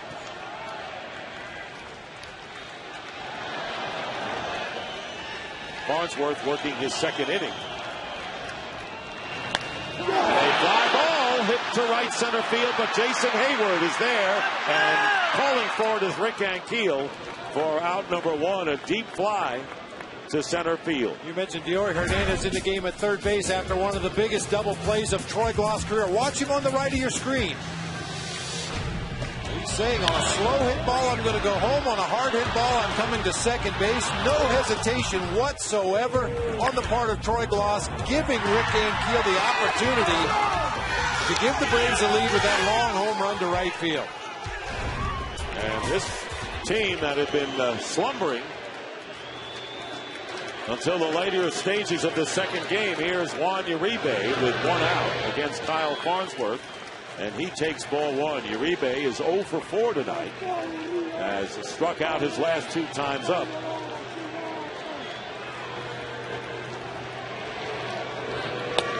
Takes the big cut, and it's 1-1.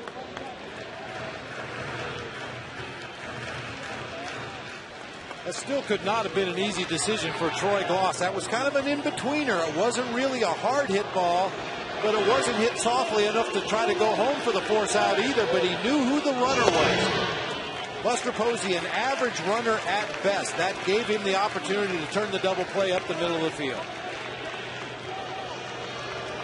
And the right decision, obviously, by Troy Gloss there. 2-1 pitch is fouled off. The producer of tonight's game is Jeff Gowen, and the director is Jim Lynch. The associate director is Eric Billigmeyer, and the production assistants, Jeff Paris and Lee Mabry. Our technical producer is Craig Marlowe. The technical director is Simon Ben-Azra, and our field producer is Sean Gerchikoff. The producer of the studio show is Tim Kiley. The director, Steve Fiorello. The coordinating producer of the MLB on TBS is Glenn Diamond. Vice president of production is Howard Zolkowitz. Here's the 2-2 pitch and another foul ball. The executive producer is Jeff Benke, and the president of Turner Sports is David Levy. Travis Ishikawa, who was on deck earlier as a pinch hit possibility, will be pinch hitting in the pitcher spot. 2 balls, 2 strikes, 1 out. And there's a base hit to center field by Juan Uribe. His first hit of the series. And the Giants have the tying run at first with 1 out in the 11th.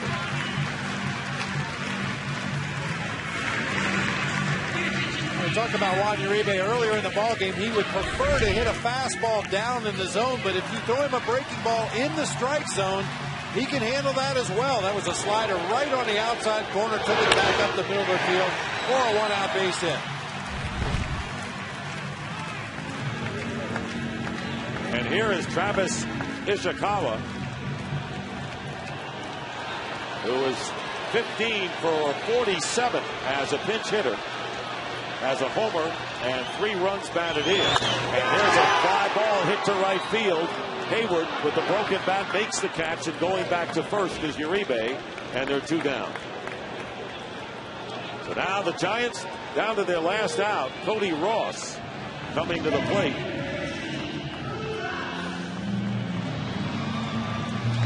Ross with a double and a run scored back in the second inning, 1 for 4. Started the year with the Florida Marlins and knocked in the only run of the game last night with a base hit.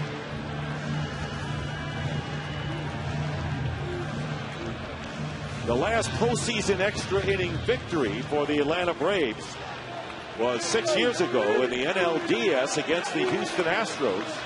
It was game 2 of that series. It was an 11th inning win. Braves trying to win it in 11 tonight. And the first pitch to Ross is a strike.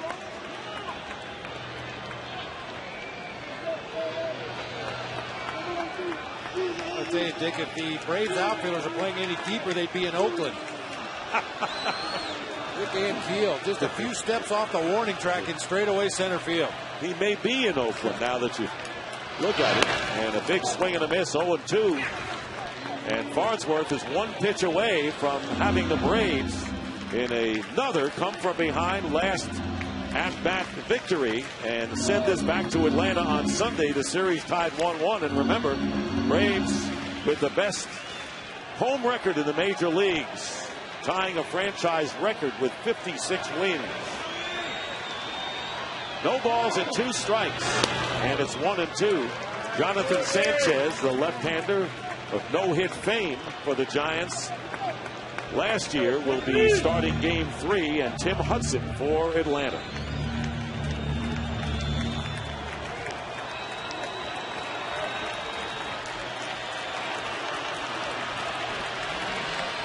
We've had 12 pitchers work tonight. 1 ball and 2 strikes to Cody Ross. And a fly ball hit to shallow left field. And going out as Gonzalez calls for it, makes the catch, and the game is over. And the Atlanta Braves shut out last night on 2 hits and held without a run until the 6th inning tonight. Overcome a 4-run deficit and beat the Giants 5-4 in 11 innings as Rick Ankiel's home run into the McCovey Cove in the 11th wins it. The final score is 5-4, and the Braves draw even. And look at the fans and the teammates congratulate Rick Ankiel. Well, certainly some of the celebration for the Braves will be tempered, waiting to see the condition of Billy Wagner after this ball game today. But what a hard-earned victory for the Braves tonight. They led in come from behind wins in the regular season, 46, and last at-bat wins with 25, and they did that tonight.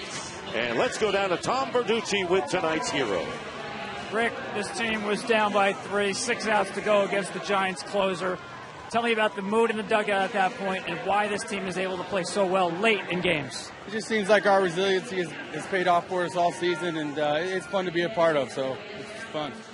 Now take me through that at bat in the 11th inning against Ramirez. What was your approach? Just looking for a pitch to drive, and got lucky, put a good swing on it. And, I mean, I can't even explain how I feel right now. A while ago, obviously, you set a rookie strikeout record pitching for the Cardinals, pitched in the postseason. The home run tonight, put it in context, if you can, for what you've done in your career and what this means for you. I can't even explain it. I would say this is the pinnacle of everything I've ever done, just to hit a home run to win a playoff game. I mean, that's where it's at. Now, your bullpen made the comeback possible, pitched their own version of a shutout, 6 relievers, 9 scoreless innings. Talk about the job that they did tonight and throughout the season. Yeah, you got to give it up for them. I mean, they've been strong all season. To come out here and get out of that bases-loaded jam was unbelievable. So it gave us a chance for the offense to go out there and put a run up. Now, you split the games here. You go home to Atlanta, where you have the best record in the major leagues at home. Tim Hudson taking the ball in Game 3. Tell me about your situation. I think we're feeling pretty good. We played good at home all year, and go out there and give Huddy the ball, who's been fabulous all year. I think it's in our favor, so we'll see what happens. Thanks, Rick. Thank you. Back to you, Dick. He is stunned, Tom, no question about it. So 5-4, the final score. Kyle Farnsworth, the winning pitcher. Ramon Ramirez loses it.